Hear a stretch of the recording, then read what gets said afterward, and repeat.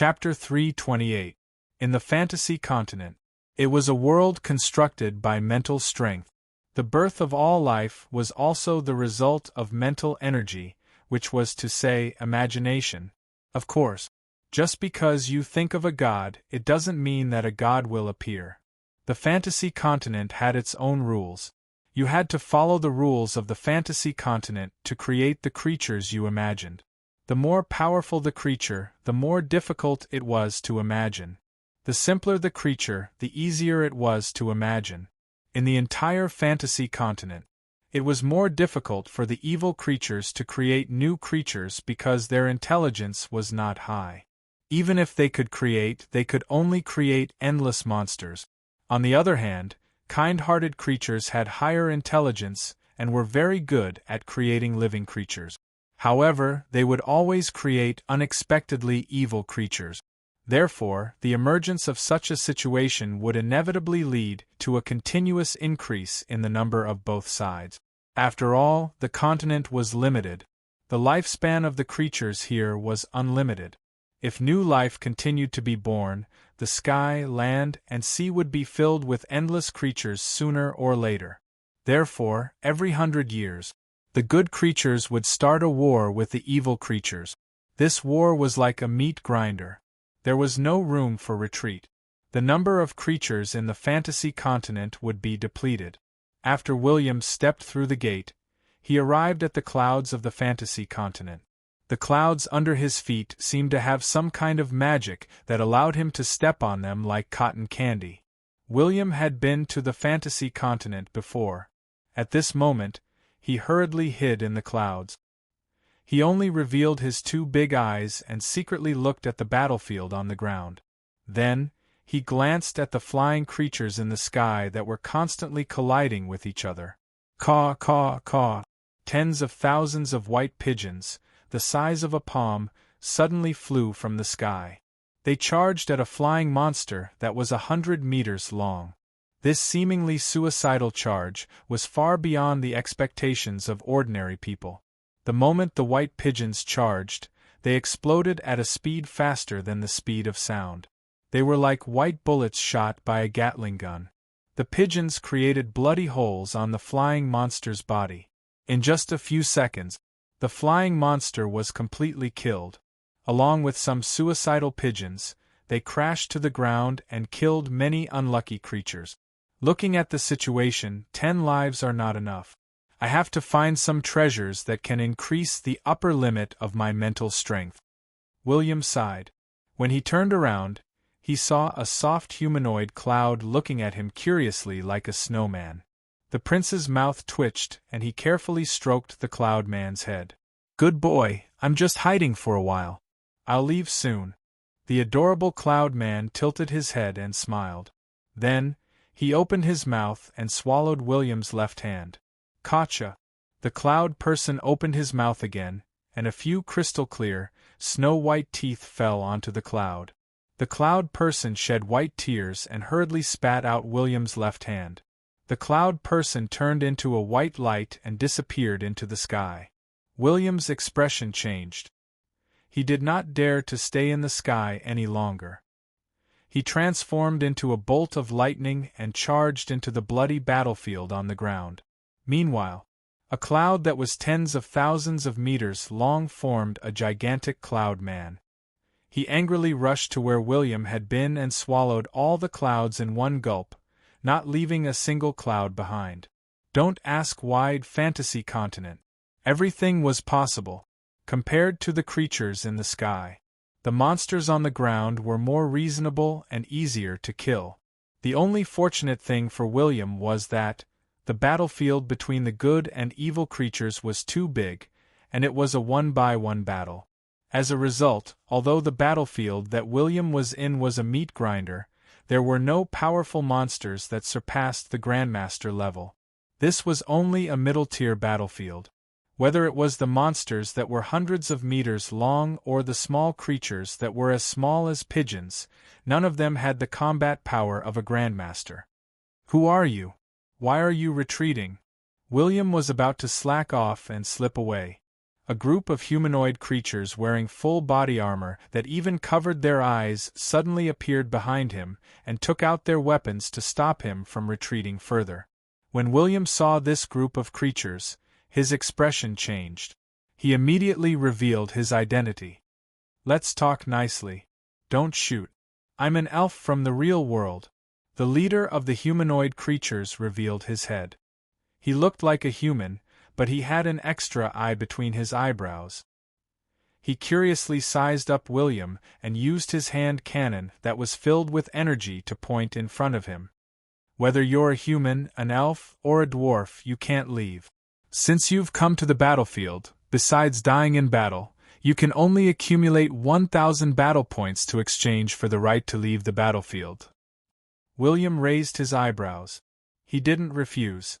He looked at the fantasy creatures that were using all kinds of skills and magic. He only had a slight headache. But this didn't mean that he was the weakest among them. Whether it was the left hand of the thunder god, the eye of thunder, or his equipment, they were all top-notch.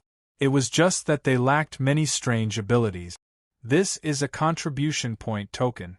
All the creatures you kill will be recorded here. Each creature has a different amount of points. As long as you have enough points, you can even exchange them for treasures from the fantasy continent. The armored warrior knew why the outsider had come to the fantasy continent. He quickly took out a list and placed it in front of William. William glanced at the list. His eyes widened. What the heck? William was dumbfounded. When they first entered the fantasy world, they fought for all kinds of opportunities in time. They even risked their lives to obtain some treasures. But now, these treasures had become items to be exchanged on the battlefield? Flying cloak. Description: a cloak that can be worn on the back for flight. Can't be brought out. Value: 100 points. Air cannon. Description: an offensive weapon that compresses air. Can be brought out. Value: 1,000 points. Advanced invincible shield. Description: a shield that cannot be broken by advanced combatants. Can't be brought out. Value: 1,000 points. Unlimited two-handed cannon. Description: a two-handed energy cannon with unlimited bullet. Can't be brought out. Value: 2,000 points. Mental strength fruit. Description: a fruit that can be used to increase the upper limit of mental strength. Can be brought out. Value: 500 points per fruit. Death painting. Description: use your mental strength to paint the portrait of your enemy. If used on a professional of the same level, there is an 80% chance of death. Can't be brought out. Value: 3,000 points. Fatal shot. Description: as long as the enemy is hit, the enemy will definitely die. Can't be brought out. Value: 4,000 points. Fruit of life. Description: a precious fruit that can be used to increase one's lifespan. Can be brought out. Value: 5,000 points. When William saw the exchange list, he felt like he was about to go blind. There were too many good items. As for the introduction of the equipment, there was only a brief mention of it. The other limitations were not mentioned. But he did not mention the abnormal karma weapons and deadly weapons because he could not bring them out. But the mental strength fruit and fruit of life that could be brought out were very important. Ever since William saw the fruit of life, he did not have the intention to exchange for 1,000 points and escape, because he thought of his mother, who had blessed him with life. Regardless of whether William had kinship with his family in this world, his inner armor had saved him many times. He had to exchange for the fruit of life and personally deliver it to the Blackleaf Elves' mother in this life. If I remember correctly, the effect of the fruit of life on an NPC is about 1,000 years of lifespan? William raised his eyebrows. 5,000 points seemed like a lot. But for the NPCs in the real world, no amount of points was more important than lifespan. There were good items in the God's continent that could increase one's lifespan. But there were too few of them. Some of the items that could increase one's lifespan could not break some curses. But the fruit of life in the fantasy continent had such an effect. It could forcibly increase one's lifespan by 1,000 years. He believed that many of the professionals who had come to the fantasy continent this time were here for the fruit of life. But he glanced at the group of people and asked, "Is there anything better?" The leader of the group picked his third eye and said, "Let's talk about it when you have enough points." "All right then, but can I ask a question?" "What?" William stroked his chin. "When an advanced invincible shield collides with the fatal spear, will the person holding the shield survive or die?" "Die!" The three-eyed person did not hesitate. William's eyes widened. "Isn't it said that the advanced defense is invincible?" "Yes, it's invincible." The three-eyed person laughed and continued, "But the fatal spear is more expensive."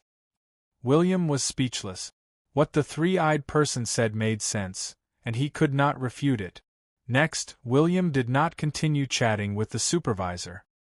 He took a deep breath, and the rune armor covered his entire body. The ring on his left hand formed the sacred shield of light, while his right hand held the sword of Hegni. He was ready to start a massacre. But just as he was about to leave, the three-eyed person, who was the supervisor, suddenly stopped him and gave him a blue cloak. "Since you have the courage to enter the battlefield, I'll give you this cloak. I hope that you can kill countless enemies and kill all the evil creatures." "Thanks." William did not need to use his battle energy. His flying cloak fluttered even though there was no wind, and he instantly charged into the battlefield. The three-eyed person who was in charge of the battlefield looked at William with pity. It was very rare for outsiders to sneak into the battlefield. Only a few of them had appeared in the past thousands of years, but once they did, they were basically dead without a doubt. But William had been to the fantasy continent a few times in his previous life. Now, he was no longer a weak player. Instead, he was a powerful legendary boss. In an instant, he appeared in front of a humanoid monster that was hundreds of meters tall. The sword of Hegni slashed down, and the thunder sword energy exploded tens of meters away. The big creature that was moving very slowly suddenly stopped in its tracks. Then, its head was split into two, and it fell heavily on the battlefield, crushing a group of monsters to death. Next, in this huge and bloody battlefield, a creature surrounded by lightning appeared and wreaked havoc. The three-eyed person was bewildered. That should not be the case. Weren't William and the three-eyed person advanced? But the prince wanted to tell them. There were too many strange weapons in the fantasy continent, but the intelligent races here had long forgotten how to fight. Moreover, the evil creatures did not use weapons. William had the hand of Thunder God on his left and the sword of Hegni on his right. "I'll just farm points. At most, I'll die a few times and exchange some mental strength fruits to make up for it." William went all out again. He activated his battle energy and cloak, and his speed was so fast that no one could see his shadow. Chapter 329. Time never stopped. After William entered the fantasy continent, the real world was the same as usual. There were more discussions about the Supreme Pontiff of Light. The Supreme Pontiff of Light was as shameless as William. He took advantage of the popularity of defeating the Thunder God to expand the power of the Temple of Light. The various temples of light in the legendary continent were recruiting more temple knights and priests. The most powerful person on the continent was very influential. Within a short period of time, the Temple of Light had more than 700,000 light element professionals. Of course, it was not that they did not accept light element professionals. It was just that it was easier for light element professionals to be selected. They were more willing to join the Temple of Light. Meanwhile, the Battle Energy Academy and Magic Academy of the City of Dawn had been completed. More than 100,000 young men and women from the southern region and various powers had come from afar. They were waiting for the return of the Lord of Dawn from the fantasy continent. School would officially start. And it was today. It was the 24th day since William had left the City of Dawn. The sky gradually darkened. A huge shadow enveloped the entire city. The commoners and professionals in the city raised their heads and looked at the sky. It was not a monster. It was the colossal whale that had dragged the Lord of Dawn away. It's huge. I'm still in awe when I see this creature again. After all, it's a creature that even an adult top-notch great dragon can't kill. Has Prince William returned? Just as they finished speaking, there was a loud boom in the sky, and a dazzling lightning struck the central plaza. The electric current dissipated. The Lord of Dawn made a dazzling appearance. When William returned to the City of Dawn, he finally heaved a sigh of relief. He could not help but mutter to himself, "Although I died 3 times, I still made a huge profit. I exchanged for 2 fruits of life. I still have enough points to exchange for 3 mental strength fruits, which will help me recover my mental strength limit. As for the remaining 1,000 points, I can only exchange for an air cannon that I can bring out." William smiled at the commoners who were bowing to him. Many women and young ladies screamed in excitement. Then he disappeared into the crowd and went to the conference hall to discuss with his subordinate. He had fought for 10 days on the battlefield in the fantasy continent. He had been killed by the karma weapon 3 times, but he had survived. He did not know if the battlefield he had been in was the most dangerous place, but a total of 90 people went. There were still 13 people who had not returned.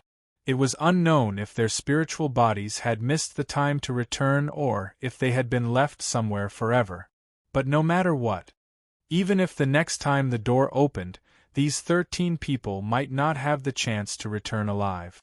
William did not have the chance to return to the places he was once familiar with.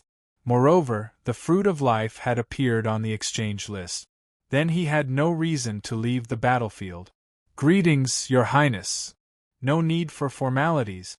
William waved his hand at the crowd and asked, "Did anything happen in the city while I was gone?" Odom was the first to stand up and answer, "The population of the City of Dawn has exceeded 1 million. Among them, 300,000 are foreigners who work here or do not have a residence permit. Among them, 180,000 are here to study and are waiting for Dawn College to officially enroll students.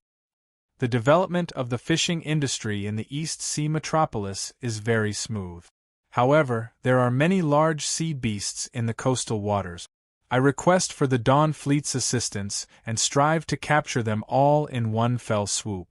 "Sure." Eric asked. "Stormy City on Stormy Island is getting bigger and bigger, but the population is small. Should we continue to choose some commoners to live there? After all, the magic density on the island is much higher than on the continent." "Yes, legions that are not involved in war can also live on Stormy Island for a long time. My lord, there are many Thunder Warhorses on Stormy Island. Now we can form a second Thunder Cavalry Legion.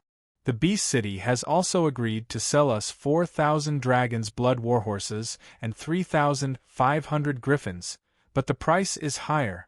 Lautner could not help but frown. William raised his eyebrows. "How much?" "A total of 8 million gold coins and 100,000 magical stones. This is the lowest price they agreed."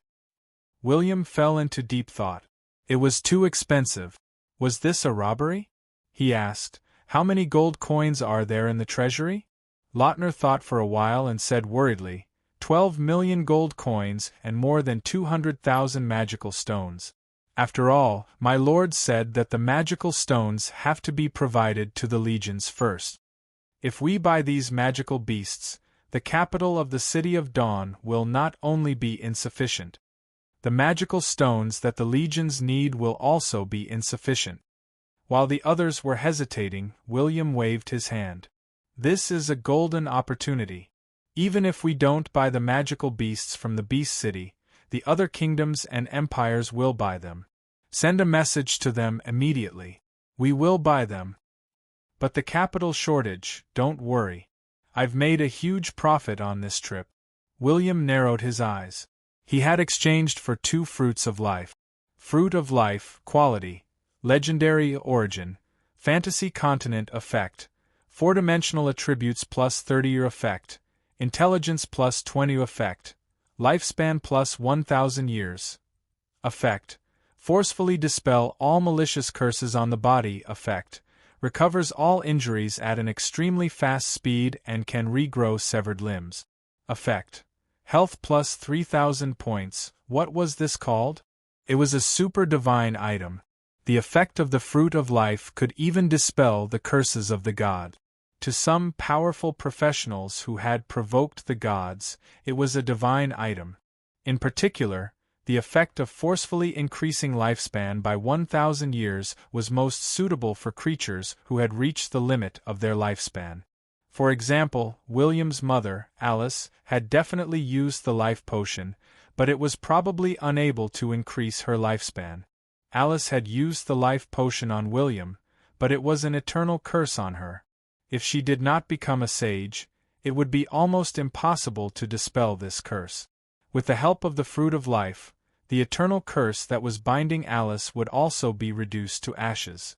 William exchanged for 2 fruits of life.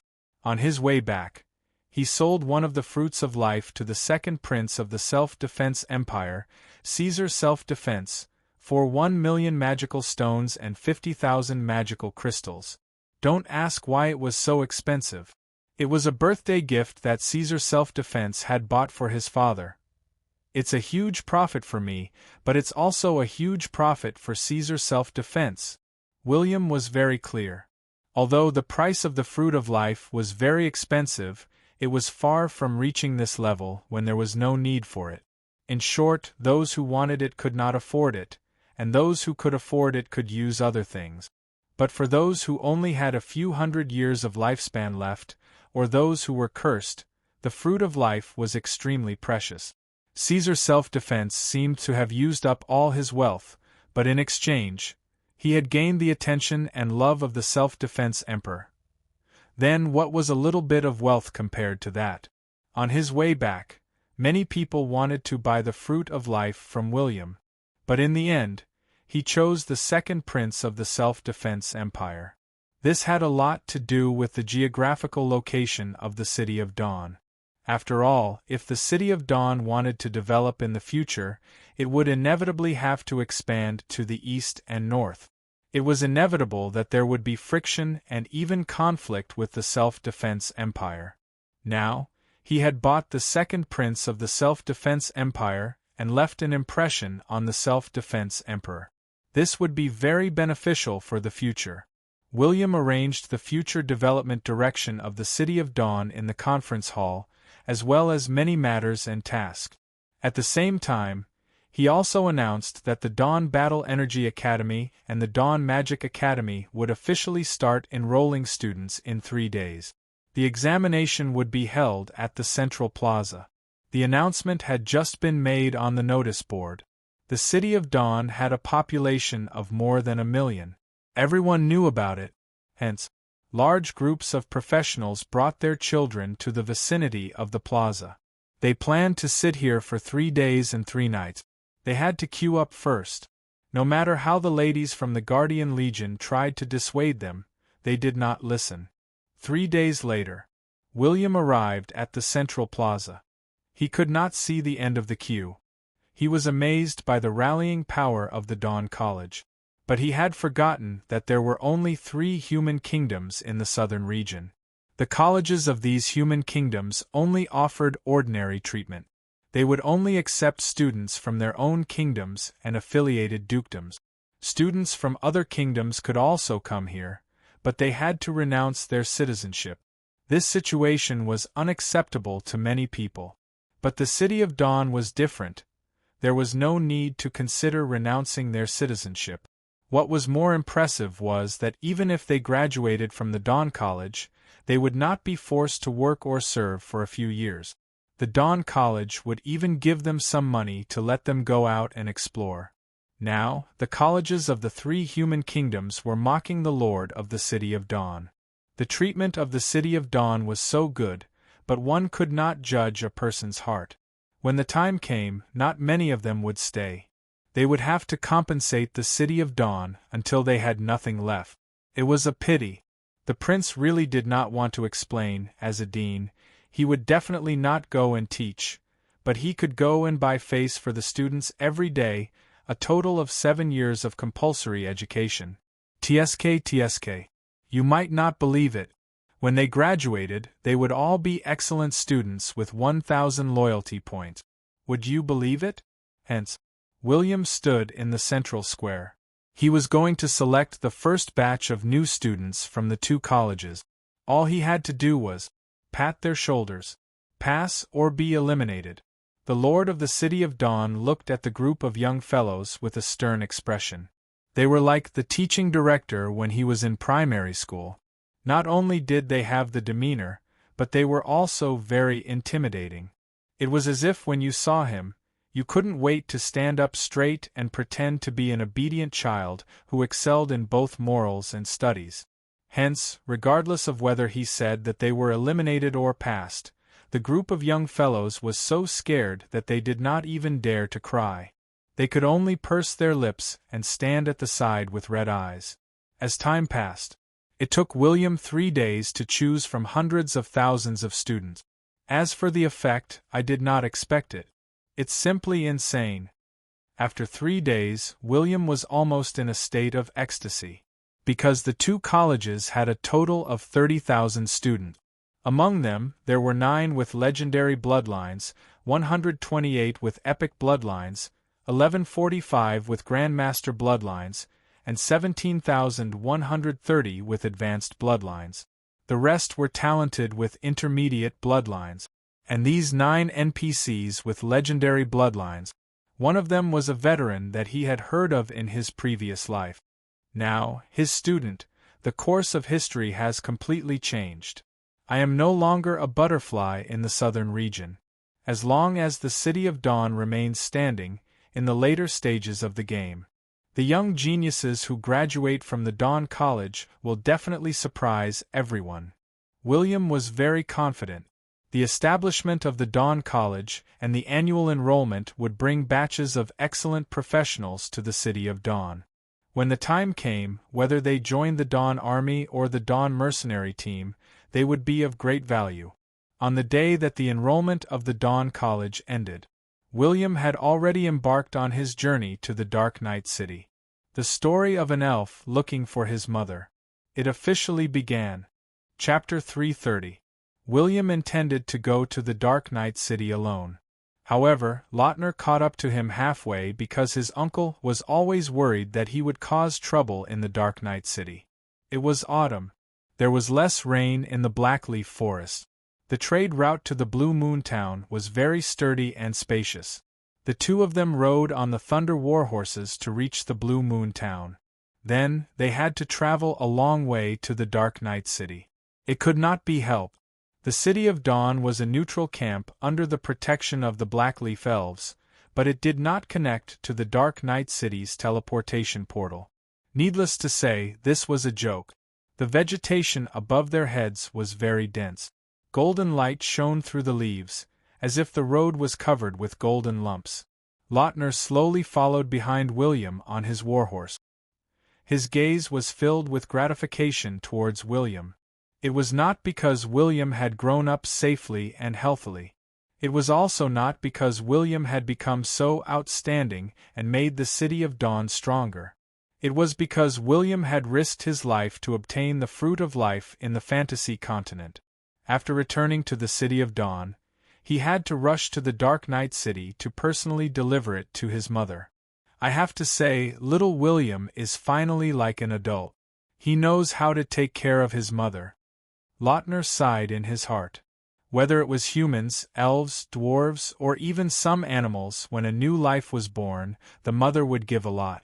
And those little lives would continue to ask for more, even when they grew from babies to children, young adults, and even adults.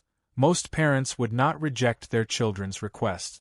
But how many people would give their good things to their parents when they had just reached adulthood? Lautner only gradually understood this principle when he was in his 30s. Elves matured later. As for William, he was only 19 years old. He was still a child. As his uncle, he did not expect William to mature so much earlier than him. When we reach the Dark Night City, if anything happens, it's best. William waved his hand without turning his head. I won't kill anyone. I won't beat anyone up either. William's words made Lautner choke. But William was right. He was an elven prince. As long as he did not kill anyone, no one would do anything to him. Are you ready? Lautner asked. William glanced at his message panel and asked, What can I do if I'm not prepared? I'm sure there are many people who dislike me. Right now. He had finally reached level 100. The advancement quest wasn't too difficult either. He didn't have to kill a guru-level professional, but he had to hold on for more than 10 minutes in the hands of a guru-level professional who was hostile to him. The prince could not help but smile. It's only 10 minutes. It's too easy for me now. Advanced and Master. The former belonged to professionals who had just learned how to fly. The latter had the title of Jedi Warrior. The difference between the two was huge. At least for most professionals, it was impossible for them to challenge someone of a higher rank. Of course, William still had some confidence. For example, he could definitely beat up an inferior Merman Grandmaster. However, an inferior Merman Grandmaster was already a rare species. Other than some large inferior Merman tribes, it was impossible to find one under normal circumstances. The two of them chatted with each other. With the speed of the Thunder Warhorse, they soon arrived at the new Blue Moon town. The two of them didn't meet anyone familiar here. After a short rest, William began his first journey into the Blackleaf Forest. As the name suggested, the deeper they went into the Blackleaf Forest, the greater the changes in the forest. There were many kinds of trees and flowers on the periphery of the forest. But after entering the Blackleaf Forest, 80% of the trees inside had become black iron trees. This kind of tree was pitch black, and its tender leaves were green. But when the leaves were fully opened, they would also become as black as ink. The seedling of the black iron tree is a blue quality material. The highest quality is legendary. All the black iron trees are the property of the Blackleaf Elves. William grinned. The Blackleaf Elves were rich. But the Blackleaf Elves didn't have this name in the beginning. They could have been called Twilight Elves. It represented the light of dawn, the newborn sun, the light of hope, and many other elegant names.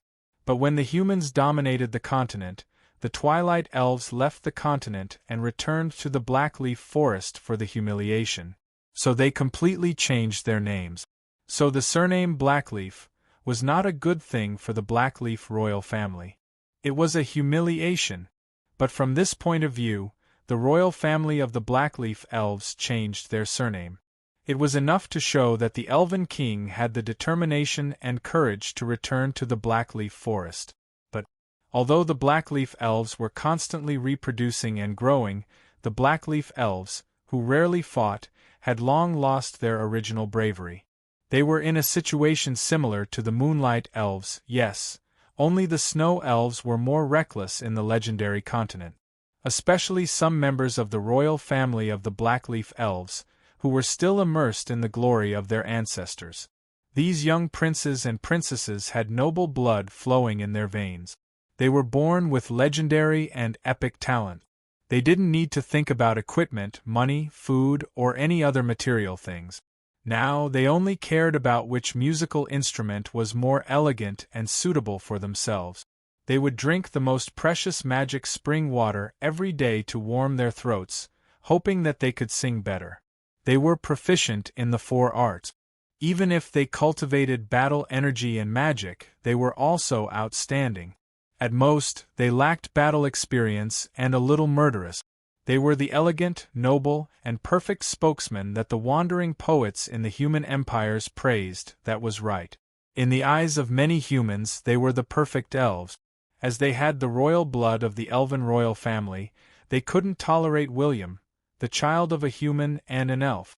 Perhaps many old royal elves didn't care about William's bloodline, because they were already very mature. But many princes and princesses who were of the same generation as William were full of contempt and disdain for William's bloodline. Even many royal elves felt that William should not have appeared in this world. They should have killed him back then. They didn't want to dirty the noble bloodline of the Blackleaf royal family. So, William's trip to the Dark Knight City was very complicated. It would even make him very embarrassed.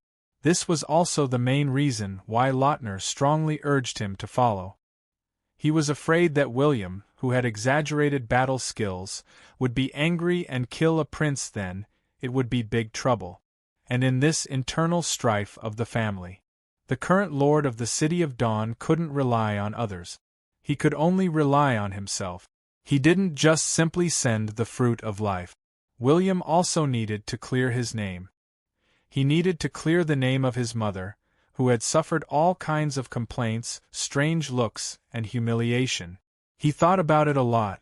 Along the way, William was thinking about how to solve these problems. Show his face? Logically speaking, it was possible. But if everything depended on one's endowment, was the left hand of the Thunder God used to give the middle finger? Just because you're elves and you're still kids after all these years, I have to put up with you? One word. That was it. If the princes and princesses of the same generation dared to say something obscene, they would beat him up. This was William's solution. So, the next 7 to 8 days of travel, both of them didn't say a word. They seemed to be immersed in their own thoughts. Along the way, they met many elves, it had to be said. Most of the Blackleaf elves had a good impression of William. At least in the periphery of the Blackleaf forest, the City of Dawn had never embarrassed the Blackleaf elf. Especially since William had recently obtained a lot of glory. Many Blackleaf elves talked about it enthusiastically. At the magic conference, William used the Thunder region that only an epic professional could use to kill the Viscount of Darkness. William was suspected to be the reincarnation of the Thunder God. This became a hot topic among the elves in the Dark Knight City. Just as they were about to reach the Dark Knight City, William and Lautner encountered a team of elven cavalry that was stained with blood. There were more than 100 of them. The leader was a grandmaster, while the rest were advanced.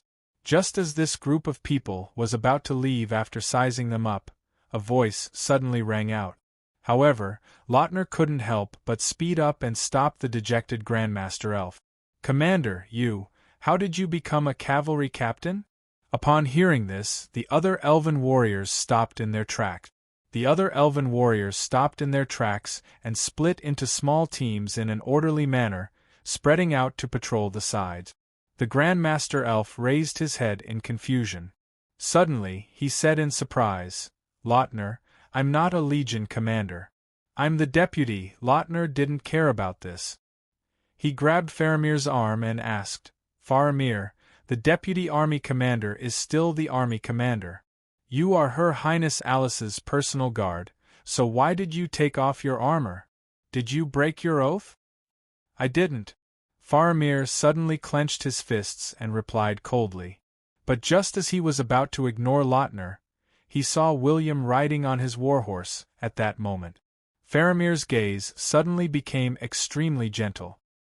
He shouted with a trembling voice, "Is it you, Prince William?" "It's me." William nodded calmly. He didn't ask why Faramir had become a cavalry captain from his mother's personal guard. Although William didn't ask. But Faramir had to tell him. After he said everything, Yi Zichen's expression changed. William's expressionless gaze gradually became cold. "Your Highness, we're useless. We can't protect Princess Alice. But don't be impulsive." When Faramir saw William's expression, he quickly dismounted and almost knelt on one knee in front of William.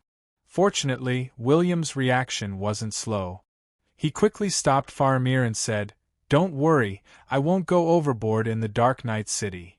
"That's good, that's good. If the other princes and princesses say anything unpleasant, just pretend that you didn't hear them."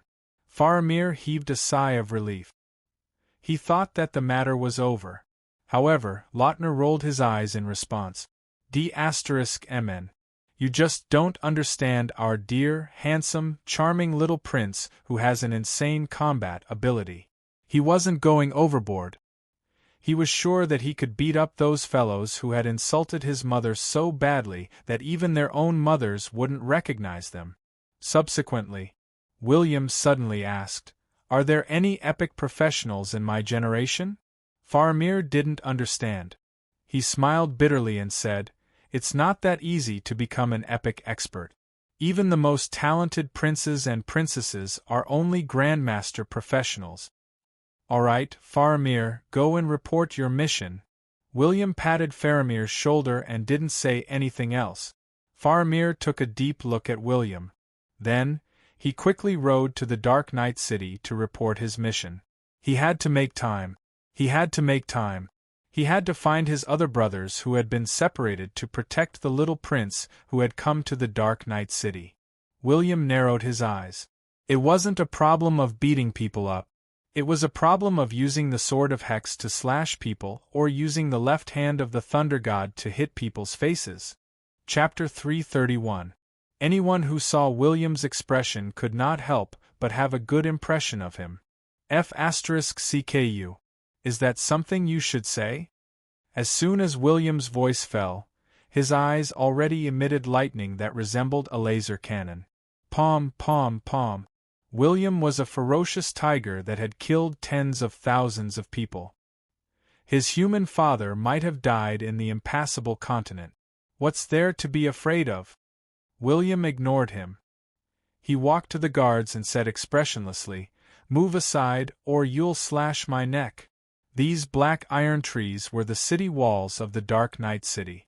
William glanced at the information panel. His endowment was still very useful. After all, the scene was too bloody.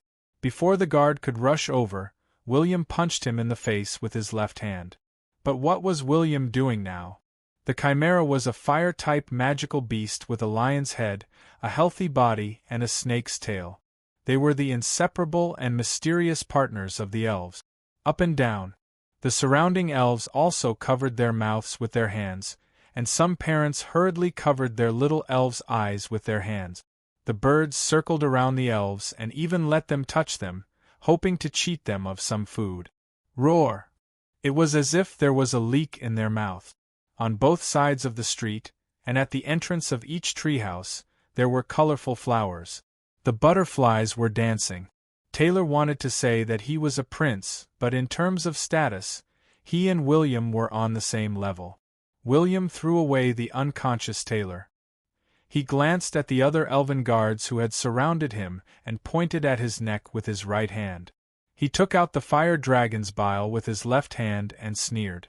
"Come, I'll give you a dragon's bile. Slash my neck." The barrier was like a water curtain, because William was in a bad mood. When he entered the Dark Night City, someone had already recognized him, and many elves were looking at him in surprise.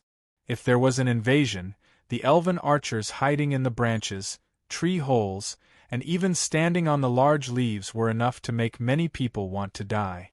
The Shadowmaw Panther was a black, agile jungle killer that was good at wind magic. It was crawling at the entrance of a treehouse that William passed by. What about the surrounding elves?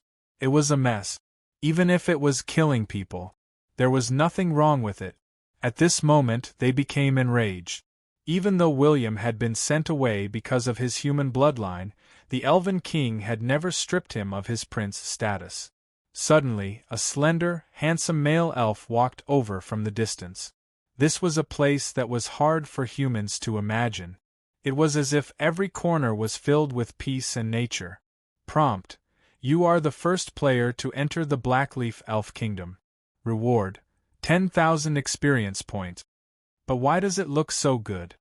The dark and dense trees in front of him instantly transformed into a beautiful city with bright sunlight and a variety of flowers and trees. If these princesses, princes, and even their personal guards were lambs in a greenhouse, all kinds of tree houses. William did not pay much attention to the message notification. He glanced at Lautner, who took him to find Alice's residence. "Get out of the way. You have no right to speak here." Taylor turned his head and stared at Lautner. The guards behind him immediately surrounded him. It was the distribution of certain treasures that infuriated these elf princes and princesses the most. Let him take Princess Alice away. His mother used a forbidden skill, but she has been using all kinds of treasures to prolong her life. It's a waste. It was Taylor who had been crazily pursuing Annie. Taylor's reaction was not slow, but the battle energy shield that had just appeared was instantly broken. That's right. Perhaps Taylor's personal guards would not attack the elven royal family. I want you to go out now. For example, the descendants of eagles, griffins, and horses. Their bloodline power was only inferior to griffins, and they liked to stay in the treetops. I think that a half-elf like you is a great danger to the Dark Knight City. Taylor, who was also about to become a grandmaster, unless William increased their affinity with him to the maximum. Big and small. Some of the legendary and epic big shots, after receiving this news, smiled or were expressionless. No one knew what they were thinking. Anyway, it was obvious. But Taylor thought about it and immediately said, I'm not only the prince of the Blackleaf Elves, but I'm also the captain of the guards of the Dark Knight City. I have the right to protect the safety of the Dark Knight City. William looked at Taylor's angry expression and could not help but laugh. Oh, who are you? Who are you? Are you trying to control me? The curiosity of the elves wouldn't allow them to point fingers or discuss softly in front of William. William, the Lord of the City of Dawn, was extremely handsome, even in the eyes of many elves. They were even more curious about how Prince William, who was almost exiled, would solve the problem in front of them. But William's appearance was not a secret. Would he kill the elven prince himself? After all, they were both Blackleaf Elves. They had black hair, black eyes, and pointy ears. It was just that William was more handsome and attracted the attention of elven girls. As long as I don't kill him, no one will care about him. This person was not an outsider. Captain of the guards? William sized him up from head to toe. The entire street became quiet. He had decided. Both of them passed through. 2 hours later, William and Lautner arrived at the Dark Knight City. At the same time, the elves hiding in the black iron trees were in charge of preventing outsiders from finding the Dark Knight City. William saw many kinds of magical beasts in the sky and on the ground. But William's cold and arrogant aura made some elven girls not dare to go too close to him. Could they stop him? But Lautner was different. But this is enough. At least if I attack, they won't gossip about me. William continued to walk forward with Lautner. What about the prince that he was following? An elven prince blocked the way in front of them. He was followed by 3 to 5 personal guards. The main material of the 2 epic warships of the City of Dawn was black iron wood. When the 2 of them first appeared, they did not attract the attention of other elves. Lautner quickly walked to William's side. He wanted to say something, but he did not say a word. It was a complete mess. He quietly waited here for trouble to arrive. He wanted to solve the problem before he went to meet his mother, whom he had never met in a good mood. The personal guards were silent. Besides a few elven royal family members who disliked him, most of the Blackleaf Elves would stand on his side? Gosh. D***eminent. Taylor cursed in his heart. He walked in front of William with a cold expression. He arrogantly looked into William's eyes and said, Without the Elven King's orders, who allowed you to return to the Dark Knight City? They were scattered all over the city. There was also a huge barrier that could block the vision of outsiders. Under such circumstances, some Blackleaf Elves who liked to draw and even used marking magic to record his appearance. But if trouble came, he would not be merciful. Only by passing through this barrier could he truly enter the city. Even the roars of great dragons could be heard from the center of the city. In front of them were no longer the towering black iron trees. Instead, there were many kinds of tree houses that were very ornamental. Then, Taylor gradually woke up, and with an extremely miserable voice, he began to wail, "Filthy, filthy!" Alan smiled and said, "It doesn't matter if we cripple him or not. Anyway, we have the life potion. I just need to teach him a lesson so that he will not appear in front of us again. After all, the filthy half-elven bloodline should not appear in this holy city. Some domestic magical beasts lay at the entrance of the tree houses or wandered freely on the streets. After all, those fellows liked to spout nonsense. William would use his fists to tell them the truth. Blood, flesh, and teeth flew into the air. Whether William was a pure-blooded elf or a prince, in the eyes of the pure-blooded elves, such behavior was very impolite. They would not do such a thing. Indeed, these trees were tall, majestic, lush, and had unimaginable defensive capabilities. He did not leave. The elven prince named Alan smiled at them and said, "It doesn't make sense for us to be bullied by an outsider. Since he and I are of the same generation, it should be reasonable for me to teach him a lesson." "Isn't it reasonable for me to teach him a lesson?" But his gaze became more and more determined, and his right hand grasped the hilt of his sword. He would always follow them. He was a little brutal. His entire face had been hammered beyond recognition. His nose was gone, and all his teeth had fallen out. His entire face had caved in. Prince Alan. Some young elven princes and princesses were playing and dancing by a small lake. They were doing what elegant elves should do.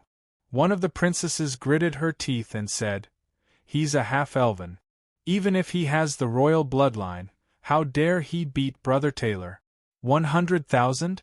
You're not convinced?" More importantly, after speaking, until now, this was not a matter of eating the gentian. Take back the gentian and we can talk. The things he had experienced were far more than what these personal guards had seen. Many horizontal tree vines formed a bridge in midair for the elves to walk on. In short, there were countless magical beasts.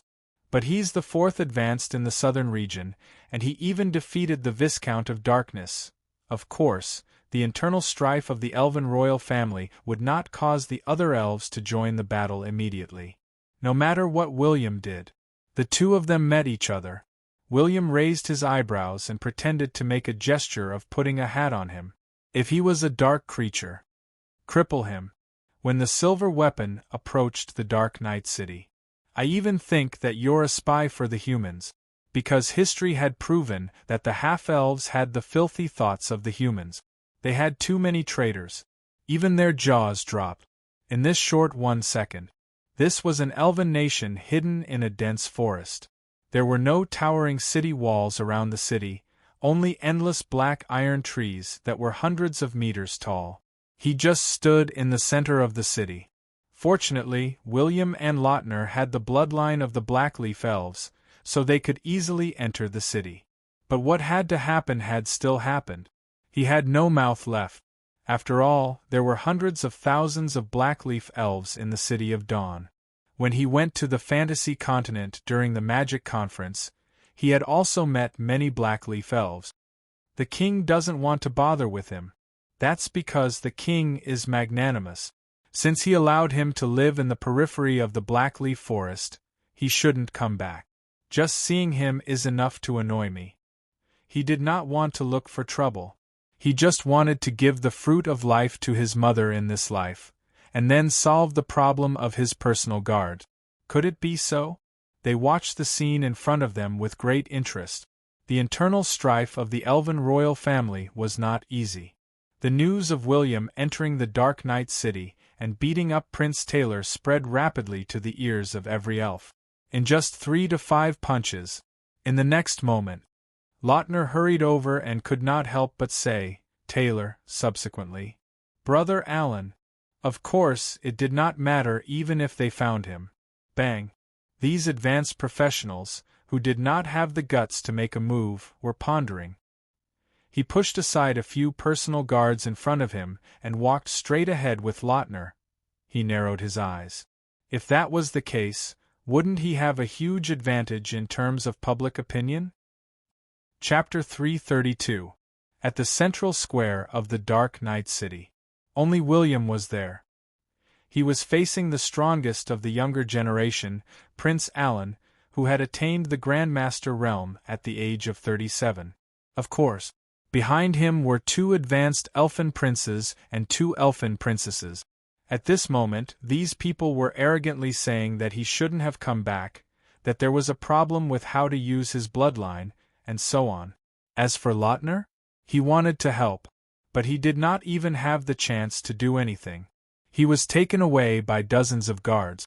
Someone wanted to help William, for example, his mother's guards, but they were blocked outside the square by the guards of other people. They could not enter. Now, the entire square had been sealed off by the guards of the princes and princesses. The surrounding tree houses, tree holes, and tree branches were full of ordinary elves. They looked at the lonely Prince William with pity. They wanted to say something, but they did not know how to say it. Or rather, they could not participate in the internal strife of the elfin royal family. In this so-called square, it was more like a court. These elfin princes and princesses were the so-called judges. William stood in this unfamiliar city and received the strange gazes of countless people. Alan sneered. "Leave. Don't look at me like that. We are all princes, but your dirty bloodline is always a mistake." "Is that what you want to say to me?" William raised his eyebrows. He continued, "If that's all, then get out of the way." "What?" Alan walked to his side and whispered in his ear, "Do you want to see your half-dead mother?" William looked at him expressionlessly. Electric arcs appeared on the surface of his body. "Say that again. You dare to use battle energy in front of me. I should teach you a lesson on behalf of your deceased father." Alan suddenly shouted angrily and slapped William's face. But just as everyone opened their mouths wide, thinking that Alan was going to slap William down, William suddenly raised his left hand. He tightly grasped the hand that Alan had swung up. Alan was very surprised by William's strength. His body was also burning with fiery red battle energy. He shouted coldly, "Let go!" But, in this so-called court, William's calm voice rang. "Are you a grandmaster? The kind that is stacked up with potions?" As soon as he finished speaking, Alan was completely enraged. Dazzling flames erupted from his entire body and immediately enveloped William. In the next second, William's eyes shot out 2 bolts of lightning that seemed to be real, piercing through the human-shaped fire shield. Even though Alan's left hand was grabbed by him, he still dodged it. However, the few elf princes behind him were hit by the lasers at the first moment, and they immediately retreated hundreds of meters like cannonballs. Alan, whose face was full of anger, was about to attack again. William clenched his left fist. "Gotcha! Gotcha!" An ear-piercing scream rang out. The Grandmaster Alan's battle energy shield had been extinguished. He knelt in front of William and raised his head. His eyes were filled with fear as he looked at his left hand, which had been clenched into a pulp. "Let go, let go, let go of me!" Alan cursed, spittle flying everywhere in his mouth. But William narrowed his eyes and looked curiously at the elven prince, who was afraid of pain. He muttered, "Are you afraid of pain? Let me go." Stab! My hand, you're dead. You're dead." Alan could not believe that his left hand had been forcefully pulled down by William. Flesh and bones were right in front of him. He could not believe it, but indescribable pain filled his nerve. He wanted to resist. He wanted to prove his powerful combat power. He knew how he had tortured and killed those trash-like dark creatures. He knew how he had dealt with those seemingly powerful magical beasts. He didn't believe that a mere high-grade professional could defeat him. However, when William punched half of Alan's face into a bloody mess, his mentality gradually changed. "Devil, you're a devil. You're a terrifying dark creature. Save me, someone save me." Alan crawled out miserably. He had even forgotten that he was a grandmaster and he could fly. But William stepped on his back and punched him again. Bang! Alan's entire head was smashed into the ground. The back of his head even caved in. But at this moment, finally, someone couldn't take it anymore. One of Alan's Grandmaster personal guards clenched his long sword tightly. Like a wind blade, he instantly appeared in front of Alan. But William, who was in the middle of the square, still did not lift his foot. He didn't even try to avoid the longsword that had stabbed into his body. Using the method of exchanging injury for injury, he punched the Grandmaster's head, causing him to bleed and fly back dozens of meters. William now understood a little. He looked around at the elves whose eyes were filled with fear. Someone was using him.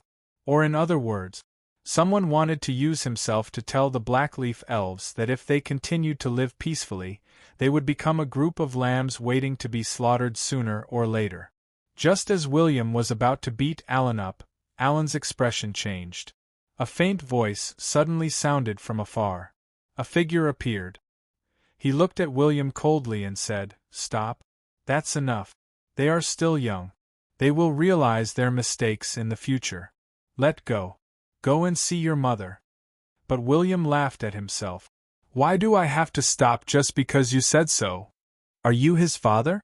Or am I his father? Must I forgive this idiot?" William shouted angrily, and his fist flashed with lightning. Bang! This punch.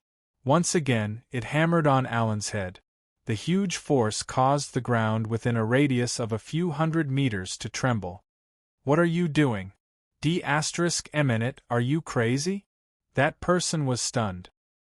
He did not expect William to attack again. And with just one punch, William killed Alan. He had really killed Alan. With one punch, Alan's head had exploded. This was an epic expert.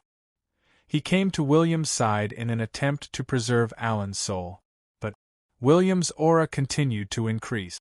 The surface of his body emitted intense lightning, and his eyes turned silvery white. Instantly, a soul shock wave exploded. Bang! The smoke dissipated. The dust had settled. The epic expert who had blocked the soul shock wave trembled in anger. William had used his soul shock wave to obliterate Alan's soul. At this moment, countless shouts came from all directions. In just a few seconds, the sky was filled with legendary and epic elves. Some of them looked angrily at William, as though they wanted to kill him. But there were still some people who looked at him with admiration. They even wanted to laugh out loud, but the Lord of Dawn did not care about the gazes of those people. He mocked, "Oh? Is this trash the future successor of the Elven King? He's nothing much. I can kill him when I'm at the advanced level. Since I've become a Grandmaster, does it mean that I'm one of the candidates for the Elven King?" A person instantly appeared in front of William. But at the same time, another person came to William's side and used his arm to pull William back. He looked at the person in front of him cautiously. The former was a middle-aged elven man. He slowly carried Alan's headless corpse and looked deeply at William. He did not attack. When he turned around, he said, "William, you'll die." "Realm warrior?" William asked. The middle-aged elf was Alan's father. He had the royal bloodline and was once an old prince. He belonged to the same generation as Alice. The middle-aged elf sneered and turned his head. "Why? Are you afraid? It's enough that I gave you a chance to train them. Since you want to kill them, don't blame me for settling the score with you in the future." William sneered and said, "Do you think that I'm afraid? Hundreds of years old trash. How many people have you killed? I'm a Grandmaster at 19 this year.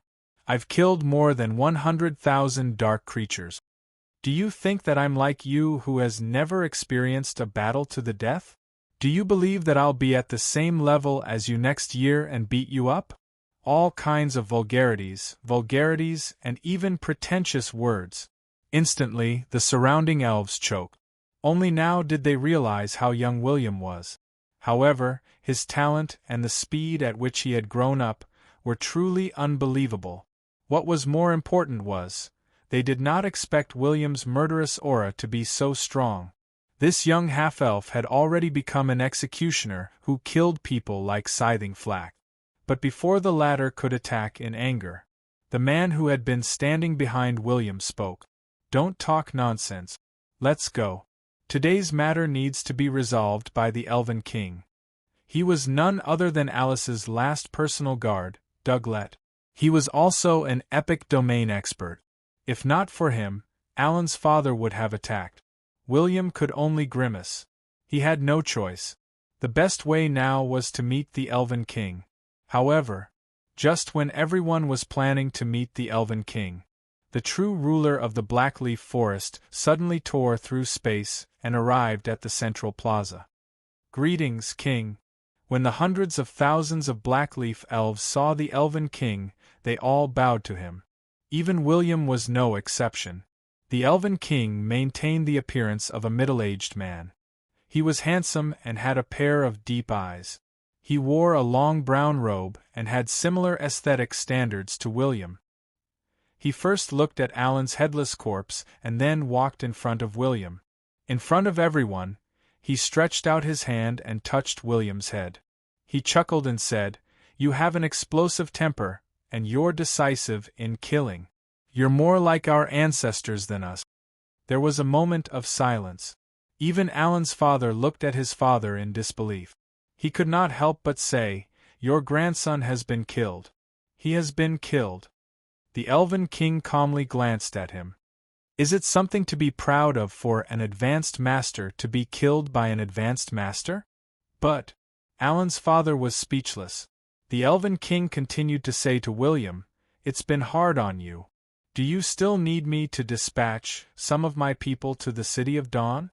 But this time, those who have not seen much blood should be those who are going."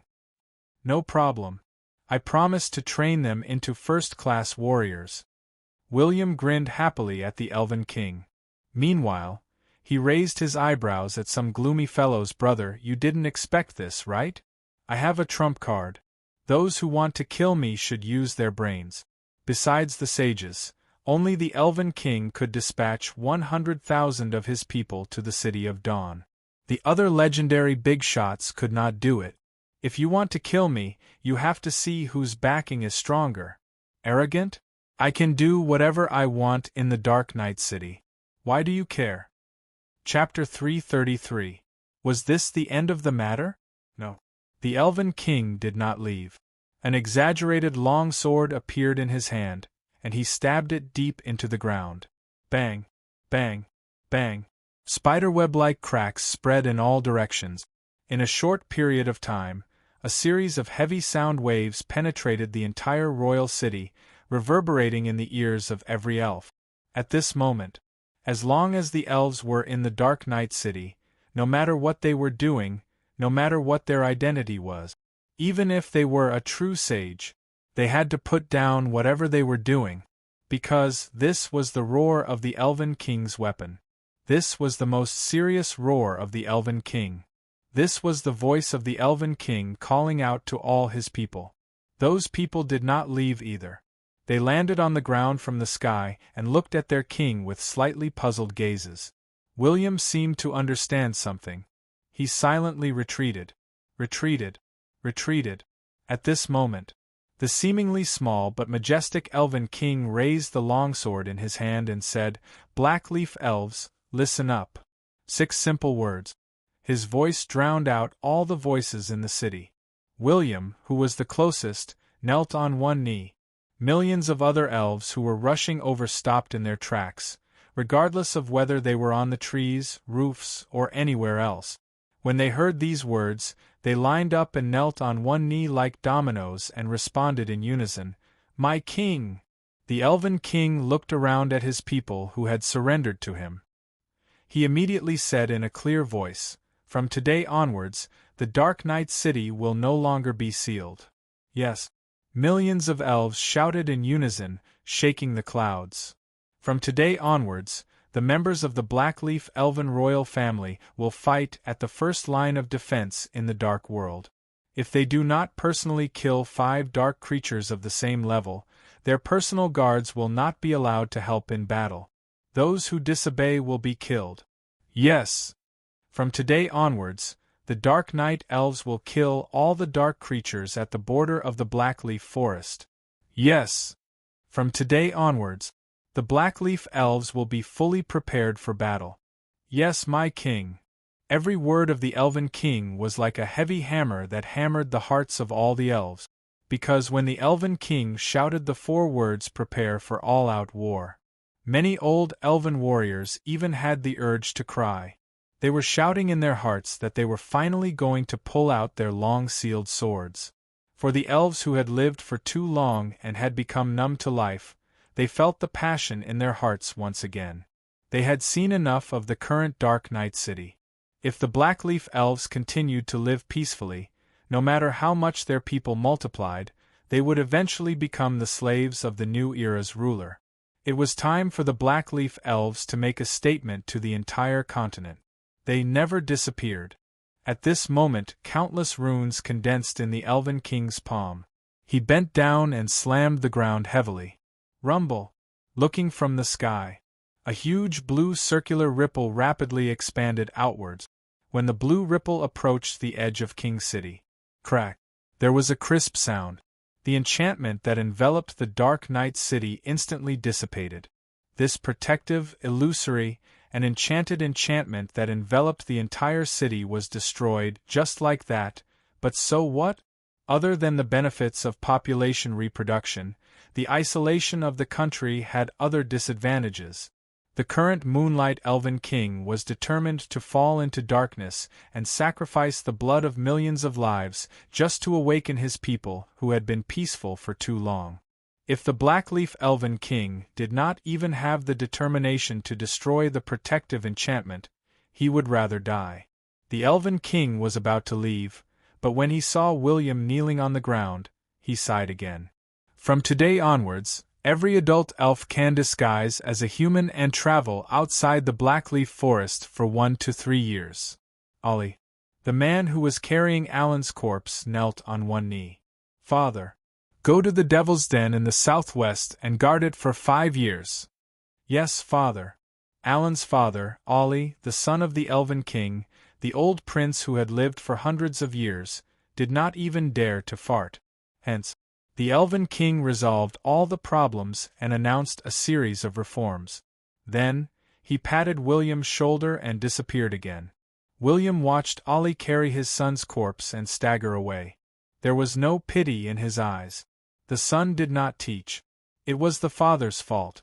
Alan was like a bird, and his father was almost the same. Only the Elven King, who had experienced the Second Era, was considered normal. But this kind of big shot usually did not have time to raise his children, but there was no need to feel pity for him. After 5 years, he would definitely find a way to take revenge on William. But no one was surprised that the Elven King would not allow revenge. After all, were dead geniuses still valuable? Obviously, they were worthless. In his previous life, William had died at the hands of the Iron Nation. His head had been hung under the waterfall. Did the Blackleaf Elves seek revenge? Of course not, because as a member of the Blackleaf Elven royal family, he had died in such a humiliating way. Was it worth showing off? No matter if it was his mother or father, they would not attack a mere human kingdom. But now, what about William? Some people said that he was the reincarnation of the Thunder God. Many people wanted to kill him. Did the Blackleaf Elves care? Even if they interfered, they could only restrict the professionals who went to kill William. They could not exceed William's level. Even if William was killed. But even if the Blackleaf Elves wanted to take revenge, they would not look for the professionals who killed William. They would only kill the strongest professionals in the family. What was this called? This was the boldness of a powerful force. It was also the unspoken rule of the top forces in the gods' continent. But this method did not work on everyone. The Elven King had wanted his children and grandchildren to use this method to gain experience. But his own children, who had not experienced war, were too concerned about the younger generation. The Elven King had asked Alan to go to the Devil's Den for an adventure. Alan agreed, but his personal guard was arranged by his father, Ollie, to take the first step. Those personal guards swept away the powerful devils and dark creatures, leaving behind hundreds of skeletons and dark knights for the Elven King to kill. Every elven prince and princess had to go through this kind of training. But they were a group of greenhouse flowers. Under the care of their parents and the personal guards, how could they grow up? In many situations, One's level did not represent everything. In William's eyes, a Grandmaster Merman was much stronger than Alan, who had a powerful bloodline.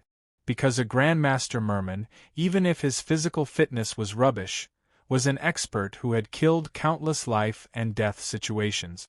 As for princes and princesses like Alan, they were all rubbish that was made from magic potions.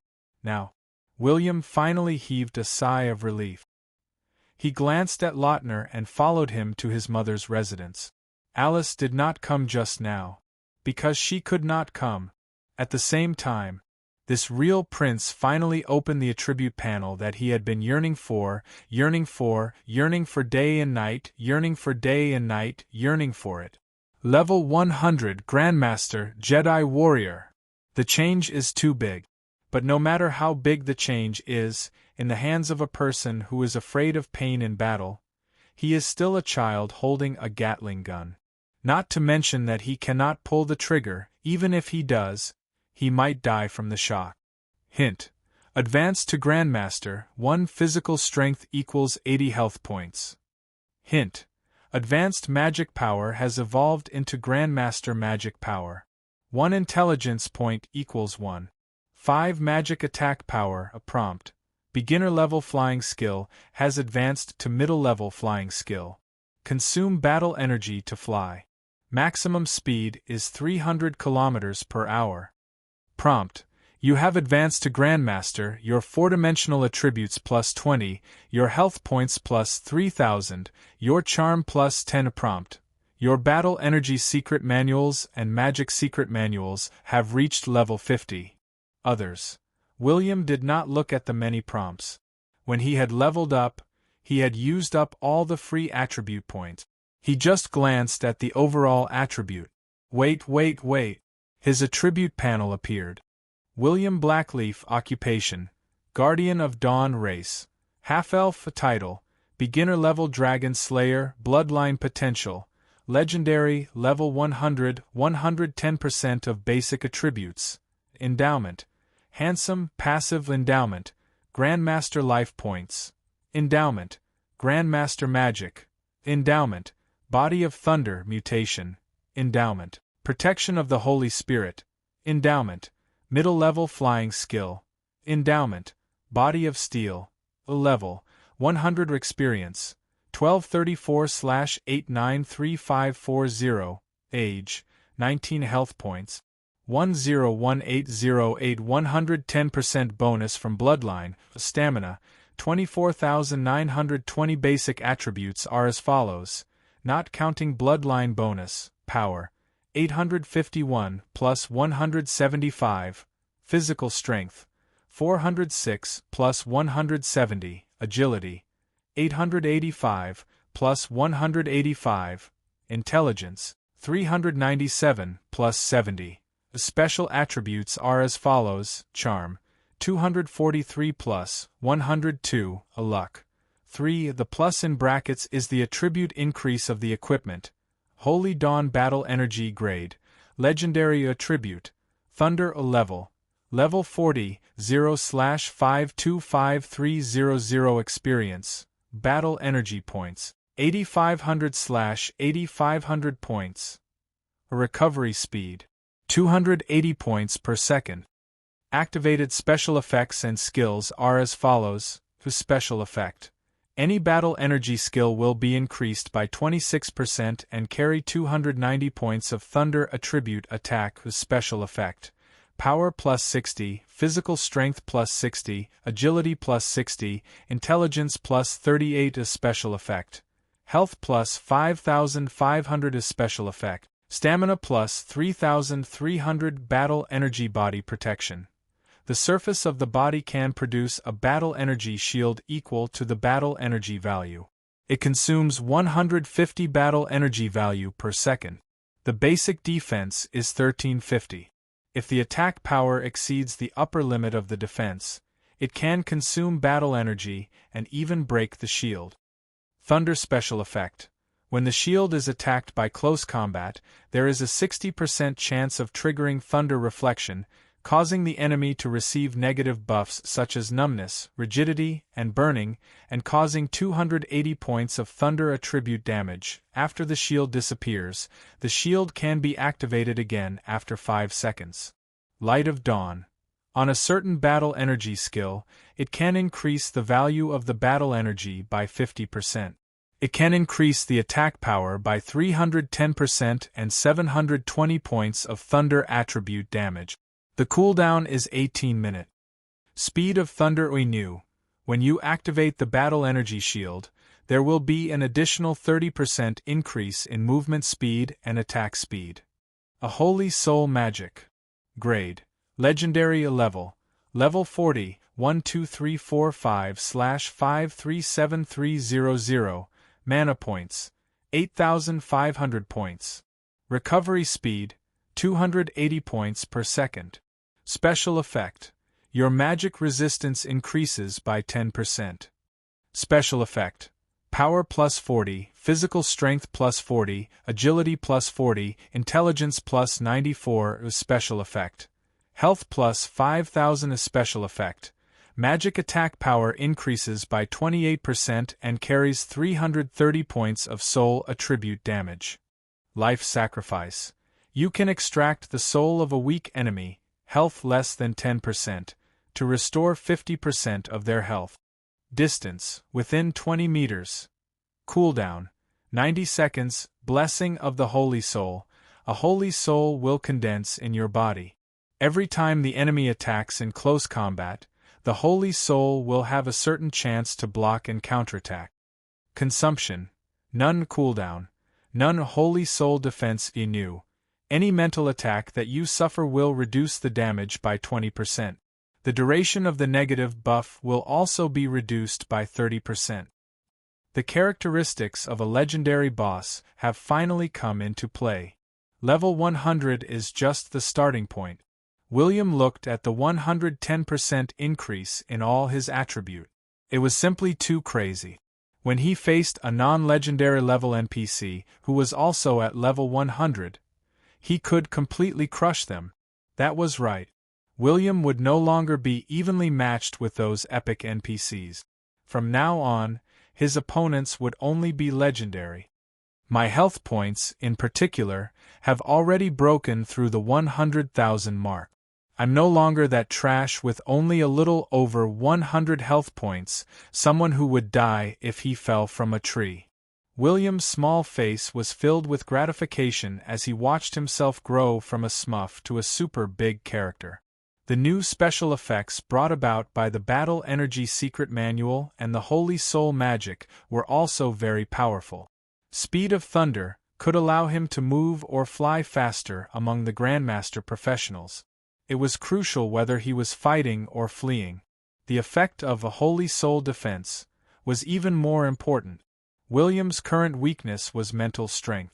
But now that he had the endowment of Holy Soul Guard and the special effect of Holy Soul Defense, his weakness was almost reduced by half. But after becoming a Grandmaster, these 3 new skills are also not bad. William squinted his eyes and once again showed his skill list.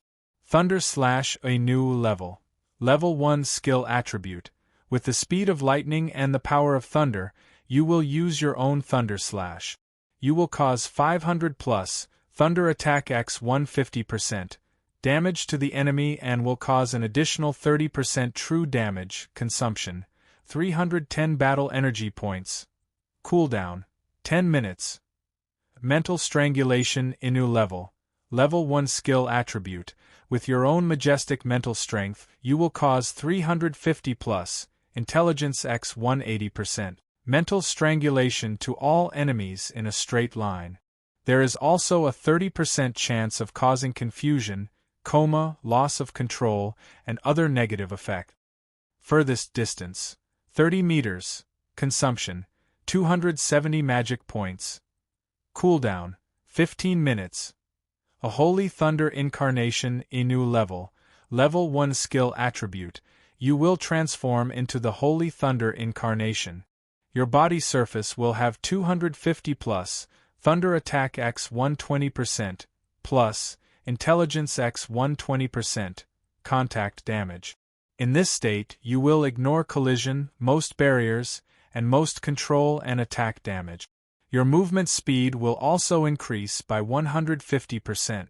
Duration: 10 seconds, consumption: 210 battle energy points plus 210 magic points per second cooldown, 10 hours.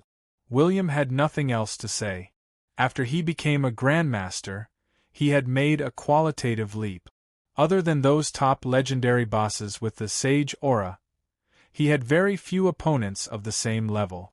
Of course, he had to use some magical beasts, and Thunder Slash had true damage. When the level increased, it was considered a small killing move. Mental Strangulation was also very useful. It was considered a group control magic, but its damage was higher than a Soul Shock wave. It was much stronger. As for Holy Thunder Incarnation, it's definitely a godly escaping skill. Even when I'm escaping, I can still cause good damage to the enemy. What else can I say? William shrugged his shoulders. His journey to become a legendary boss. It had officially begun. Chapter 334.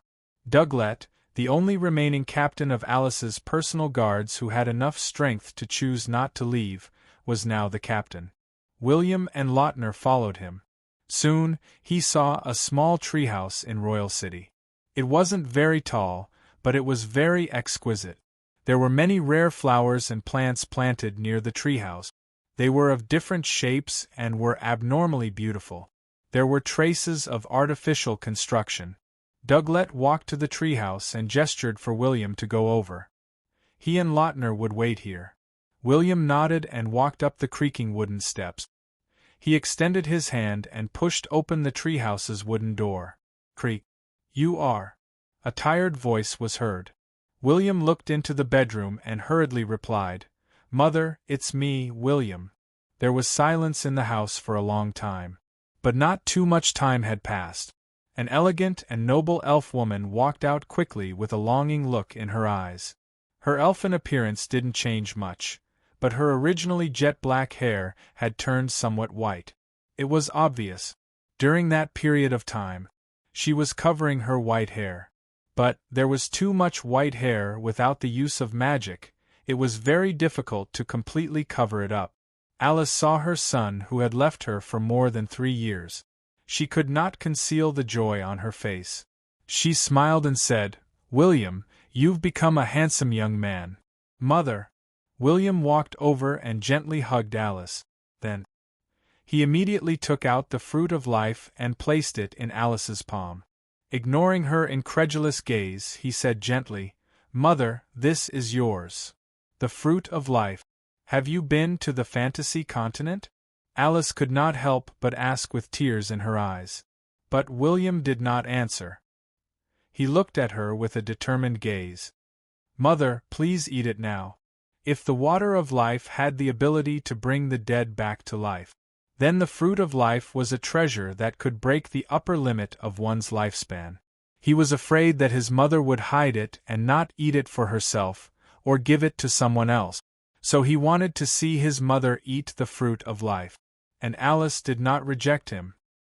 He had no reason to reject the life-prolonging treasure that his child had painstakingly found for him. Hence, after she ate the fruit of life, the white hair on her head quickly turned black. Her aura was also changing at an extremely fast speed. That's like an ordinary person who had never cultivated before had quickly become a domain professional, a powerhouse with an epic title. What was more important was, William sensed an endless aura of life, which was far more exaggerated than the aura of the fruit of life. It was as if he could live forever as long as he stood beside his mother. Of course, this should also be an illusion, but he could still sense it. The life aura on Alice's body seemed to be too dense. It was far more exaggerated than the life professions he had seen in his previous life. Alice didn't expect to have such a problem. This was because she noticed that after she broke through the upper limit of her lifespan, she had eaten all kinds of treasures that increased her lifespan and vitality. In fact, the nutrients did not dissipate. Instead, they were all retained in his body, and had not been absorbed by his body at all. But at this moment, the boundless vitality in her body was also being transformed into her own lifespan, potential, and strength. In the short span of a dozen breaths, a huge shockwave appeared. The treehouse was instantly reduced to ashes. Lautner and Douglas, who were outside the treehouse, were also sent flying several hundred meters by the shockwave. Only William, who was under Alice's care, did not feel any abnormalities. But he could feel the endless vitality. And after the shockwave, it was the surging vitality that covered a radius of tens of thousands of meters. All the animals and plants within this radius were greedily absorbing and growing. Some of the wilted flowers, some of the broken grass, and some of the short saplings all grew taller, bigger, and more beautiful. He was a true legendary master. She was born in front of William. Or rather, Alice was already close to becoming a legendary, but because of the life blessing, she was unable to progress further. And in the next few seconds, the sky was filled with other elves. Many of them had astonished looks on their faces. Only a few members of the royal family had eyes filled with envy and jealousy. Why are you the only one among so many brothers and sisters who have awakened the life ability that others can't? Why are you so outstanding? No matter what, you are one step ahead of others. You are elegant, kind, generous, and confident. But do you know that you will make us feel ashamed? Even in combat, you are a life professional, but you are still stronger than us. Why is that? When has Father ever looked us in the eye? It's all because of you.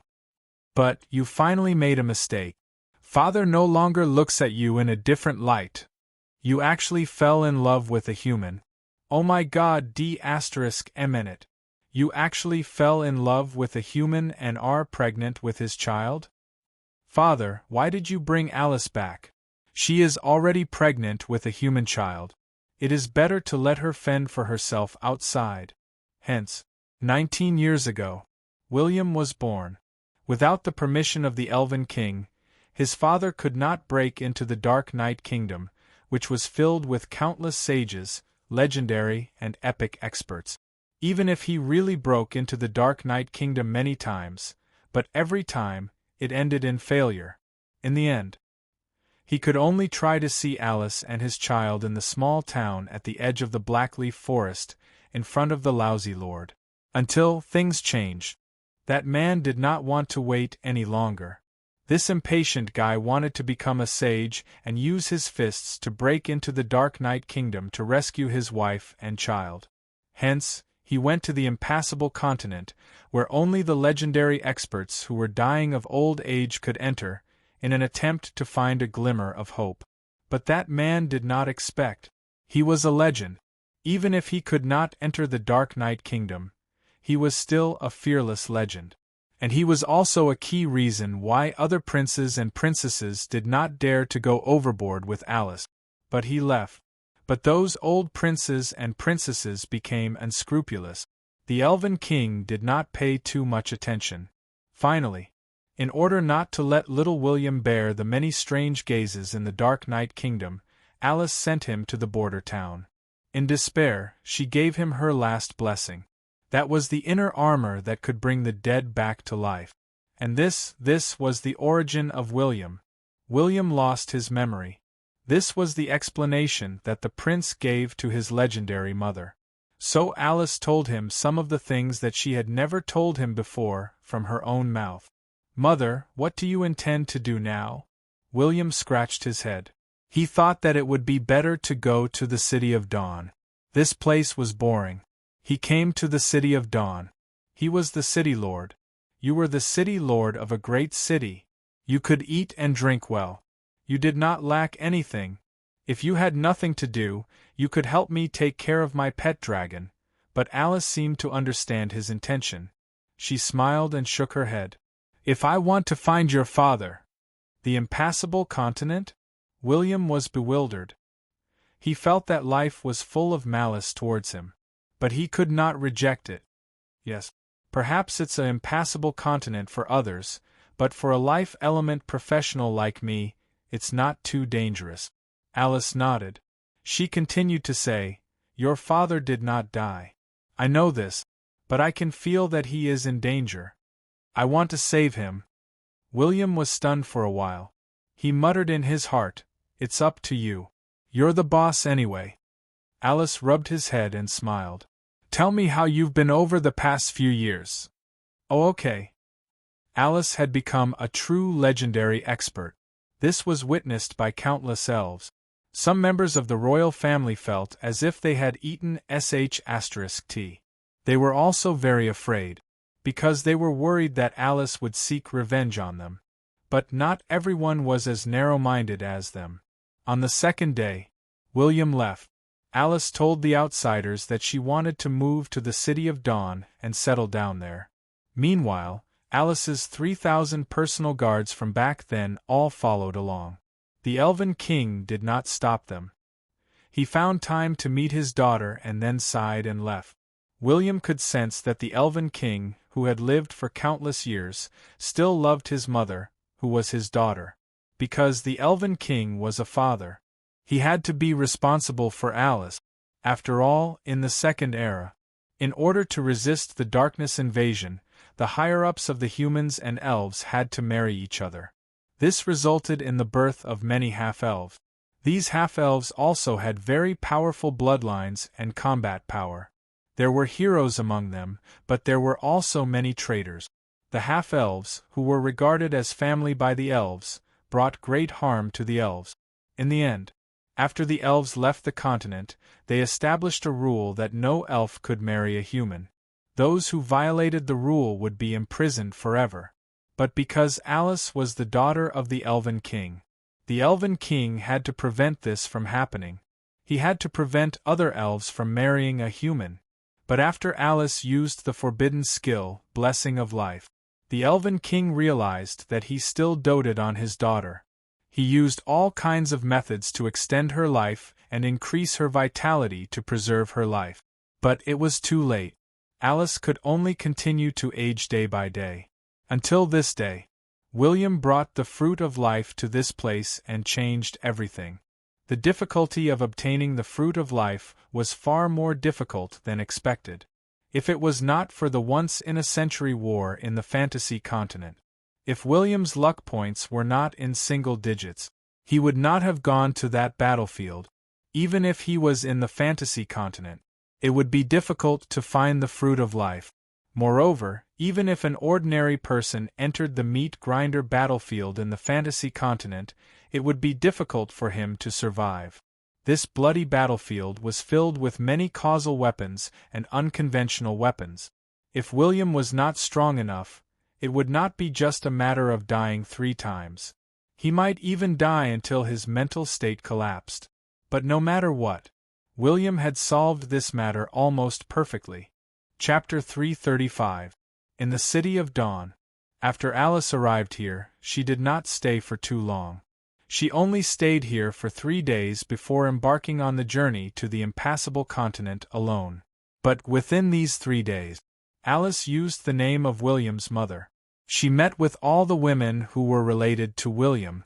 The first was Sia, then Annie, even the little angel Chien, who had nothing to talk to William.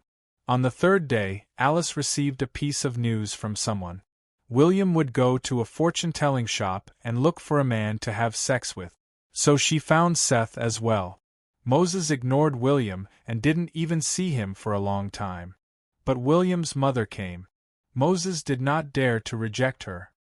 He did not know if it was because he could not defeat her or if it was because of something else. Both of them discussed for a long time. When Alice appeared, she even looked at William with a strange gaze. Then, Alice left the City of Dawn. When she left, she did not attract any attention. She used the excuse of training in seclusion and disappeared from everyone's sight. In a small pub near the city lord's mansion, William, Burned Cinder, Lautner, Diablo, and other confidants were there. The few of them were drinking and chatting here. The prince sighed. Now, the City of Dawn is considered a powerful force in the southern region. We have countless elite soldiers and generals. Although we don't have any legendary experts, the legendary enemies won't dare to break the rules and attack me. The domain expert is Old Band, a space enchanter. My ace personal guard, Doglet. He is an ice-type domain warrior. He is also an epic-ranked powerhouse. He is even stronger than Old Band. More importantly, Doglet has a legendary bloodline. Gosh.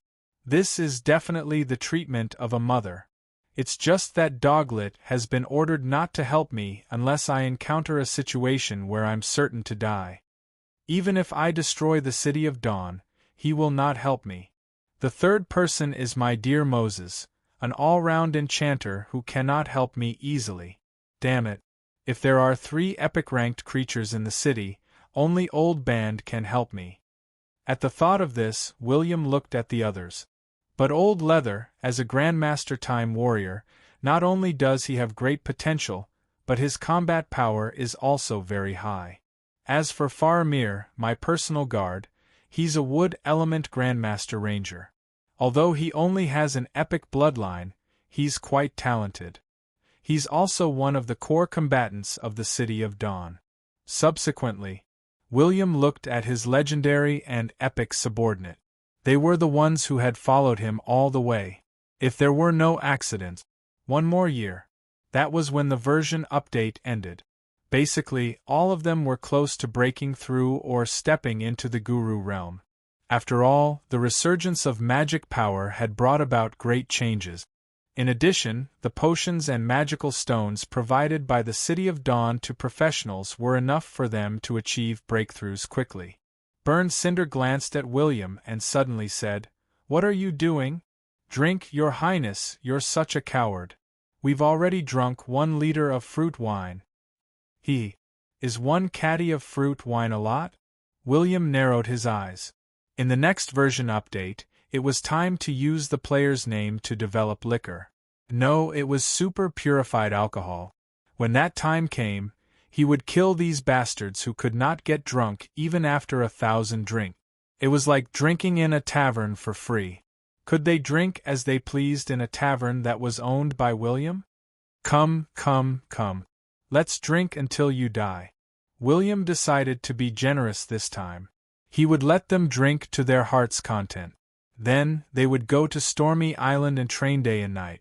If they did not become Grandmasters, they would not be allowed to return.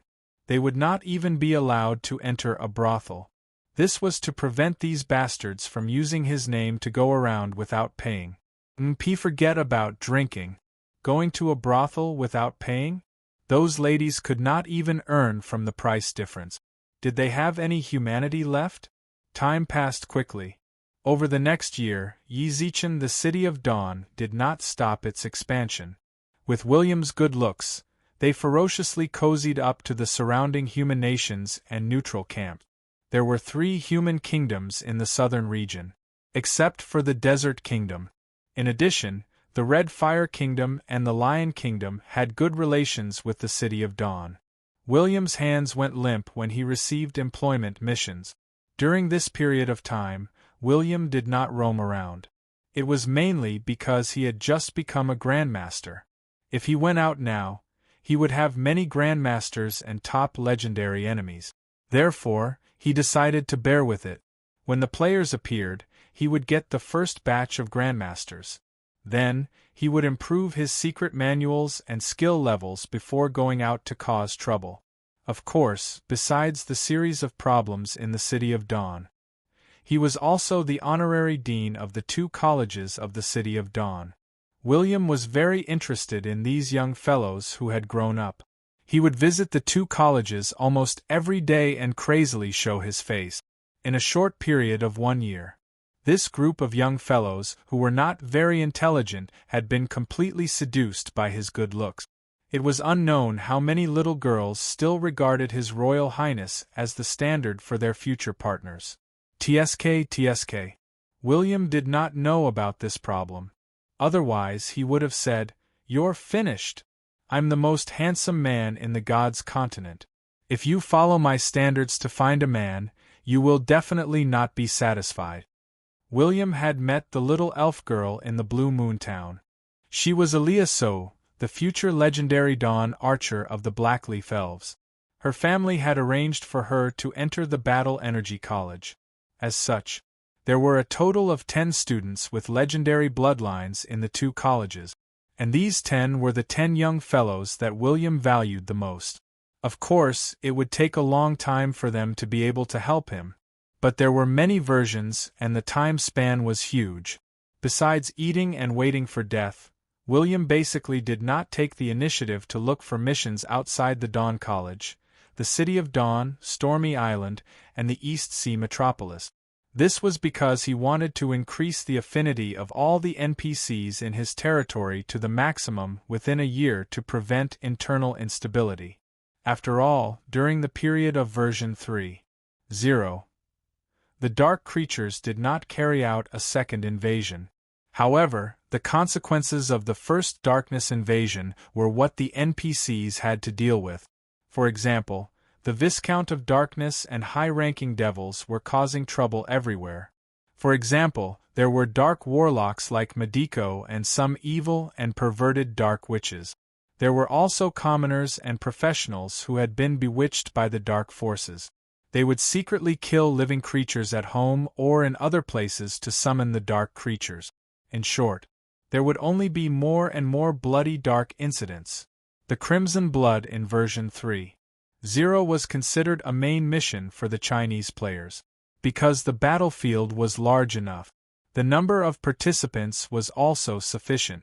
But for the NPCs who lived in the world of light, their opponents would always be the constant invasion of the dark world.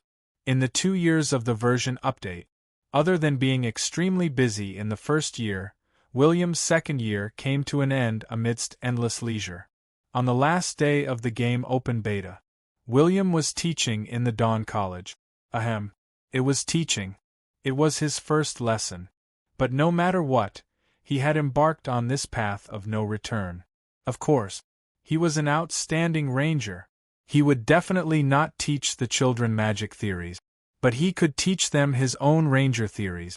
At this moment, William stood on the podium. He looked at the 50 boys and girls who were sitting obediently on the chairs. He pointed at the blackboard and said, "Students, who knows the most important thing about being a ranger?" Reporting. A plump teenager raised his hand. William pointed at him and gestured for him to stand up. The plump teenager stood up and said, "My father told me that it's resistance. Only a ranger with resistance can deal the most damage." The corners of William's mouth twitched. He could not help but ask, "Is your father a ranger?" The plump teenager shook his head and said, "My father is not, but he said that you are. He said that my teacher is the best ranger and the most resistant ranger. Only such a ranger can deal the most damage." "What about you?" William looked at the other students. "Yes, my mother told me the same thing. My uncle too. My uncle next door said the same thing. My next-door neighbor's uncle also said the same thing." Cough, cough. William ignored the words of the uncles next door. He said softly, "You have misunderstood. In college, you have to listen to your teacher. A ranger should be light and fast.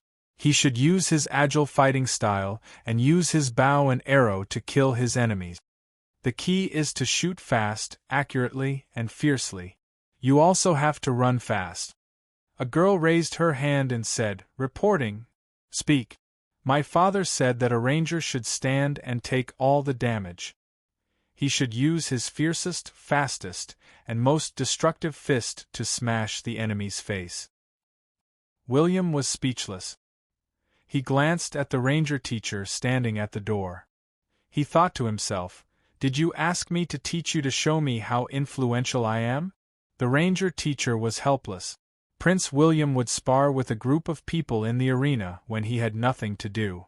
A group of commoners who did not understand professionals would always watch. What did they see? Gosh, Prince William was awesome. Did rangers use their fists to beat people? But why did other rangers use bows and arrows? There was no need to think about it. Of course, it was because they were trash. After all, the most powerful ranger in the City of Dawn was Prince William. If they followed Prince William's path, they would definitely be successful. They would definitely become the strongest ranger. William once again explained to the group of teenagers. In the end, it was useless. Hence, the first lesson failed. Lord William walked to the door with a sad face. He patted the shoulder of the ranger teacher and comforted him. Work hard and try to correct their thinking. They are still young. The middle-level ranger teacher frowned. Do you believe me? If I can correct their thinking, why would I invite you over? At this moment, there was a ding-dong sound. Prompt. Version update has ended. Prompt. The game forum has been activated at that moment. White light filled the sky. Countless players had returned to the God's continent after 2 years. Chapter 336.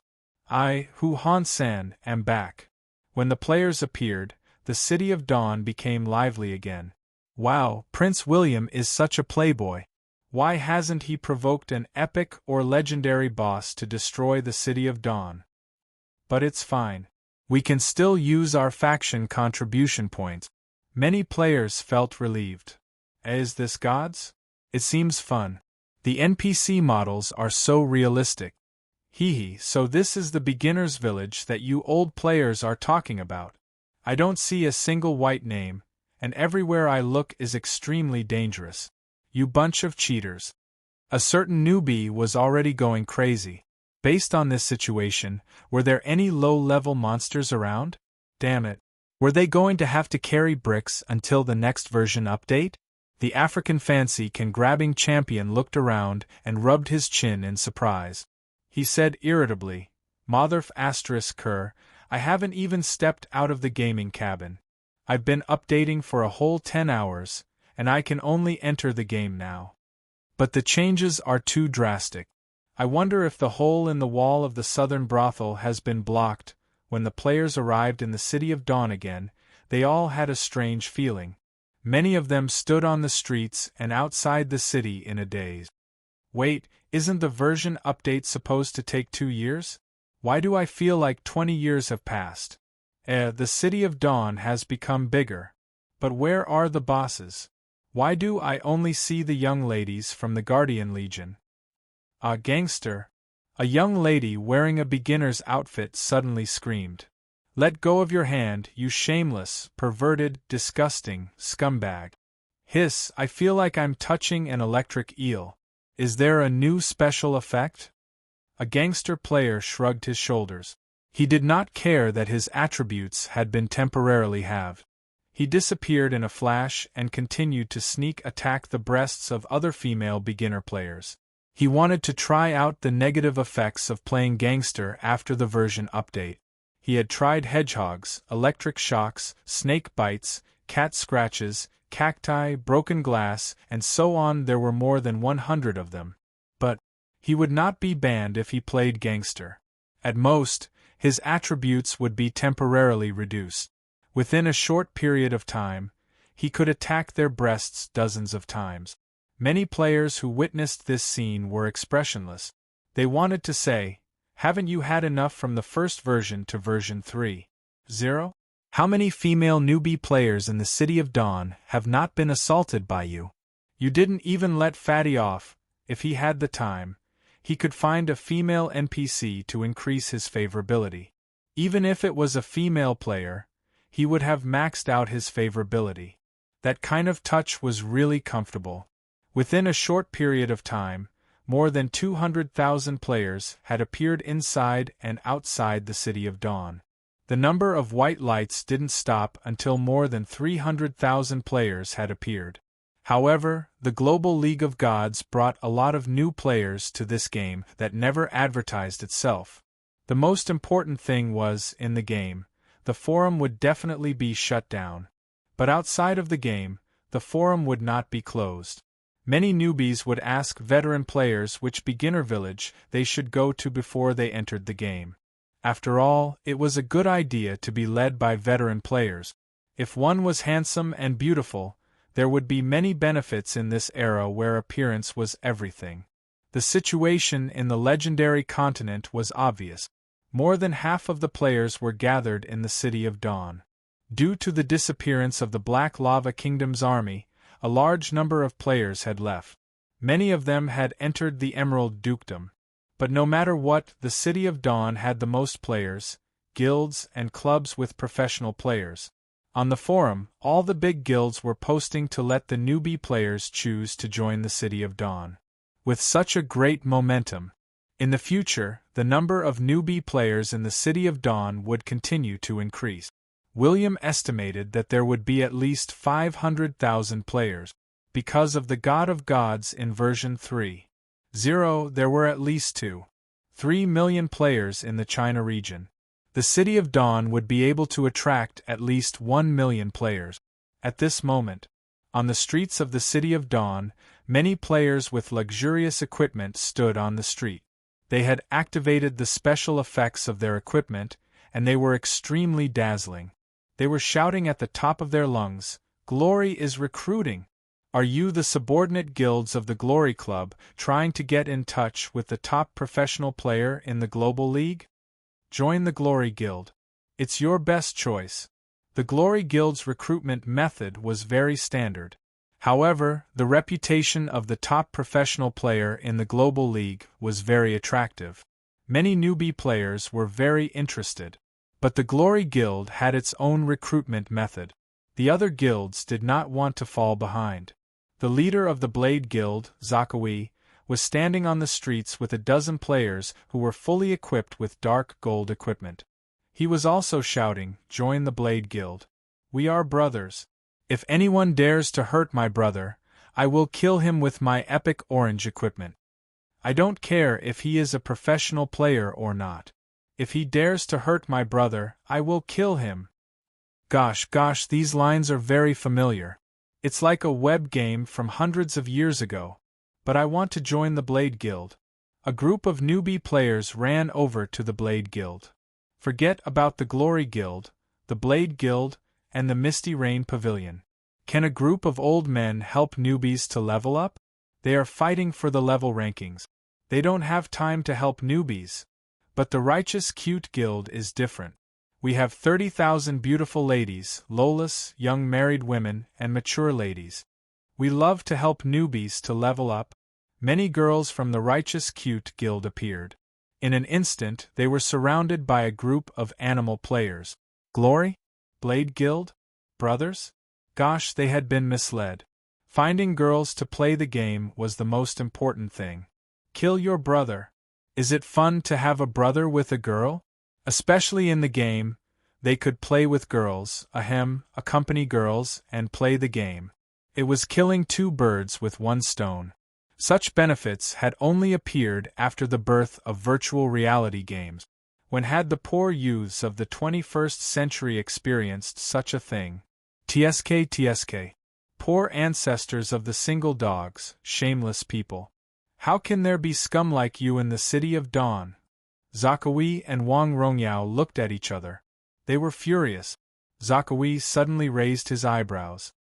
He looked at Wang Rongyao and said, "I remember that your wife in the game is the vice leader of the Righteous Cute Guild. Didn't you look for her? She's not online. It's midnight. I think she's doing some moves with her boyfriend, TSK, and she's online to look for you in the middle of the night?" They looked at each other and smiled. At the same time, they gave each other a knowing look. Zakawi said angrily, "Speaking of which, the Righteous Cute Guild is too much." Wang Rongyao nodded.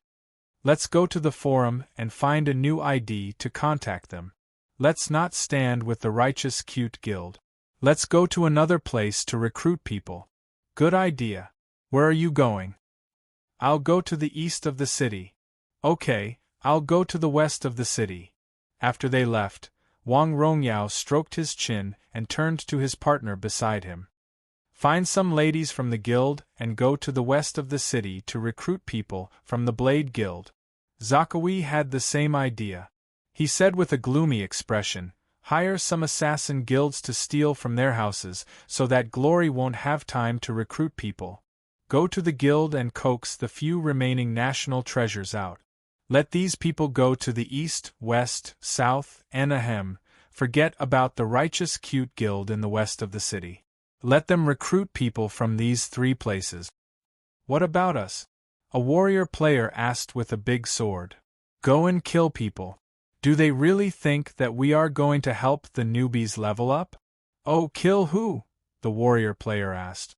Zakawi glanced at his ID and said casually, kill the Castellan. You go. That's great. I've been wanting to kill him for a long time. I'm going to get people, guild leader. Zakawi was expressionless. I want to kill you now. His Royal Highness is my real brother. You are just a superficial one. The players from the major guilds wanted to recruit people while the Global League was still popular. The top players were exploring new missions, new modes, new forces, and new NPCs. After Changli Jioga went online, he went to the entrance of the Castellan's residence. He asked the elven guard standing at the door, where did His Royal Highness go? His Royal Highness? The elven guard did not dislike this group of chosen ones who had appeared again after 2 years. In particular, Changli Jioga always followed His Royal Highness around. The elven guard pointed to the south and said, Dawn College. What Dawn College? Changli Jioga scratched his head in confusion. It's a place to go to school. The elven guard blinked. He had a look of realization. This group of chosen ones had probably never heard of a college. They were a bunch of pitiful dolls. He didn't know where the heavens found such a wild orphan from. Changli Jioga left the Castellan's residence in a daze. He quickly found Chu Liuqiu and told him about Dawn College. Chu Liuqiu, Xiao Ayan, and the others looked at each other. College? Battle Energy College? Magic College? I remember that only kingdom-level forces can possess such a thing. Gosh, has the City of Dawn become so powerful? Many people were dumbfounded. However, Chu Liuqiu waved his hand and said, Don't be impatient. It's only been 2 years. I don't think there will be many changes. However, the potential of the City of Dawn is extraordinary. We made the right decision to not leave the Dawn mercenary team. As for whether the City of Dawn has kingdom-level forces, we can't just look at the surface. The key is whether there are legendary big shots in the City of Dawn. Super secret news. Super explosive news. Another person ran in from outside. Cut the crap. Just say it. Xiao Ayan's temper was getting worse. She placed her longsword on the man's neck. The latter's mouth twitched. Ahem, Prince William's mother is legendary. Huh? There are many legendary bosses. What's so strange about that? Someone shrugged his shoulders in confusion. Yes, Prince William's parents are not legendary. How can he have legendary bloodline? The players now understood the problem of bloodline. However, it was useless even if they knew. NPCs with legendary bloodlines were of the same level as them. They were still a huge mountain in front of them. The player hurriedly shook his head.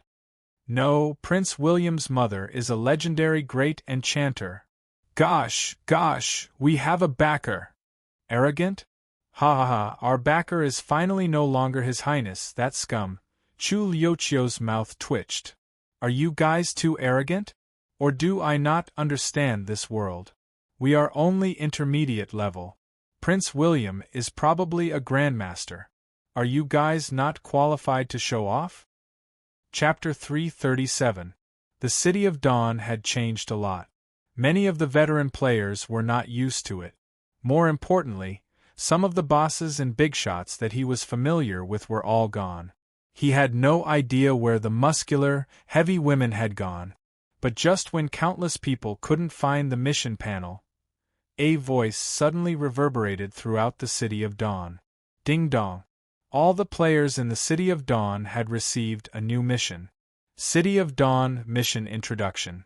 The Great Lord of the City of Dawn has transformed a small border town into a powerful city in the southern region within a few years. Do you want to understand him? Do you want to understand this city that is shining with light?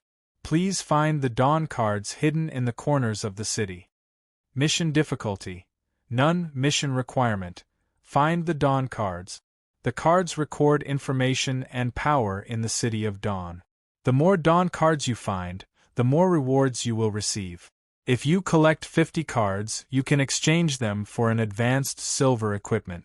If you collect 60 cards, you can exchange them for an advanced gold equipment. If you collect 70 cards, you can exchange them for an advanced dark gold equipment. If you collect 80 cards, you can exchange them for an advanced epic equipment.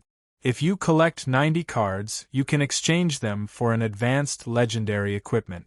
If you collect 100 cards, you can exchange them for an advanced legendary equipment and a remnant page of an advanced legendary manual. Experience reward? City of Dawn's affinity? Equipment reward? Would William forget the login time of the players? Impossible. Even if he had forgotten the time when he had transmigrated, he would not forget the appearance of this group of sheep. He just did not want to appear in front of the players. That would make his B grade seem very low. After all, as a mature legendary boss, he was familiar with how to cultivate his sense of mystery. He also knew how to cultivate the player's sense of belonging. This kind of guidance mission in the new version allowed the players to actively explore the changes and strength of the City of Dawn. Only then would they like the City of Dawn more. Of course. This time, he had announced an unprecedented reward. Legendary. But these 2 words were enough to make everyone go crazy. Now, even the novice players were crazy about it. This was because legendary equipment represented top-tier equipment. To players, this was a small godly item. As the veteran players watched the small, run-down city they used to live in grow stronger and larger, they naturally felt a sense of solidarity. Of course, the reward was the most important: cards? F***ck me. I picked up a few of them just now and threw them away. I didn't say that they were mission items. What a loss. Angry Fatty was dumbfounded. When he turned around to look for it, he found that the streets were filled with players looking down. Fatty turned on the livestream expressionlessly. Take a look. Everyone, please don't be a lowly person. Take a look. Bang. With a kick, little Fatty sent a player sprawling on the ground, then turned and ran. The innocent player stood up with a confused look on his face. He hadn't lost much HP, so why was he lying on the ground? The message box showed that he had been attacked by someone, there was no other way. Not being able to see his face meant that he couldn't see his ID, otherwise, the Assassins of Gods wouldn't be so annoying. The plot guidance missions in version 3.0 were rather generous. Many players liked these kinds of missions that rewarded experience and equipment, because they didn't have to fight monsters. They didn't have to worry about losing equipment durability or dying. In particular, if they collected all the cards, they could exchange them for legendary equipment and remnant pages of legendary manuals. F***ck, I can't take it anymore. We're only intermediate professionals, and Prince William has already prepared such awesome items for us? Prince William is getting rich overnight. Everyone, hurry up and look for novice players. We can collect some cards at a low price. I feel that there's a conspiracy. Stop talking nonsense. Collecting cards isn't asking you to sell your body. If there's a conspiracy, just look for it. Some people wanted to find the cards, but the locations were very strange. They were in the cracks in the walls, in the flower pots, at the corners of the bulletin boards, on the trees, in the magic lamps, and even in some public areas. Many male players even used the excuse of looking for cards to enter the female toilet. As for the number of cards, it was a lot. There were millions of cards. If the City of Dawn wasn't rich, they wouldn't be able to print so many cards. But why was William doing this? Wasn't it just to let the players have fun and pick up some equipment for free? It wasn't easy for him. Aren't these cards the panoramic view of the City of Dawn? They're quite beautiful. I think they can be collected. Meichuan and many other players gathered together to discuss the cards. Someone asked, how many cards are there in a set? 100 cards. I've only found 30 of them, and there are many duplicates. Let's exchange? Let's exchange. There are so many people looking for these cards. I don't know how many of us can collect all the cards. Someone was frustrated. But even if they couldn't find all the cards, they could exchange them for some experience points. Meichuan grinned. Don't slack just because we're tourists. As long as we can find 50 cards, we'll get an advanced silver equipment. If we don't work hard now, we'll be sad when we reach advanced. Brother Underwear is right. Even if we can't collect all the cards, we can sell them to the rich players. Yes, I think so too. Agreed. There are many rich players in the City of Dawn. We should be able to earn some money. At this moment, a player suddenly ran over and said, Gosh, don't think about earning money. Some of the NPCs on the streets have rare cards that we can't find. What do you mean? Some players had a bad feeling. The player panted and explained, D*MN, these NPCs are selling the cards publicly, and they're very expensive. But there's no market for them. Most of the time, these NPCs only have one rare card. What do you mean? Report it. Report it to the City Lord's mansion. Someone shouted angrily. What was the meaning of this? Were you NPCs trying to steal our business? Meichuan glanced at him. Does that person have the logo of the City of Dawn on his chest? Yes. How do you know? They all have it on their chest. If not, it's on their sleeves. At this point, many of the players had already understood. So that was it. It was the first day of version 3.0. Prince William was going to extort money from the players. Sigh, let's continue to look for the poor players' cards. Let the rich players buy the rare cards. They're very expensive, and the NPCs won't sell them to anyone. They'll only sell them when there's a crowd. They might even auction them. They won't give us the chance to get the rare cards. I'm quitting the game. This is a trashy game. I'm not playing it anymore. I'm quitting the game. I'll eat *T if I continue playing. At this moment, the eyes of the player who wanted to eat *T lit up. He squatted down and picked up a card from the corner of the wall. After looking at it, he jumped up in joy. He waved the card in his hand and said, The third card in the southeast corner of the City of Dawn. Isn't this a rare card? Bro, you're rich. This card is very expensive. Someone on the forum has already bid 1,000 gold coins for it. Oh yes, aren't you quitting the game? Give me the card. Quitting the game? Are you blind? Did I hear that I'm quitting the game? The player who wanted to eat *T smiled wretchedly. He hid the small card in his underwear. He didn't mind that it was uncomfortable. He continued to look for other cards. The rest of the players smiled and said, Prince William is very sensible. He didn't kill us. Otherwise, we would have found someone to kill him. Look for cards. Don't think about killing Prince William. We don't know how strong he is. Meichuan waved his hand. He had already found 2 rare cards when no one was looking. He didn't have time to talk to them. I've made a killing, Meichuan shouted in his heart. He had found the cards right under their noses. He was overjoyed. The guidance mission to collect cards was very interesting. It wasn't just about the value of the cards. It was also about the continuous development of the City of Dawn. More importantly, there was an NPC's portrait on the back of the rare cards. It also recorded the NPC's detailed background information.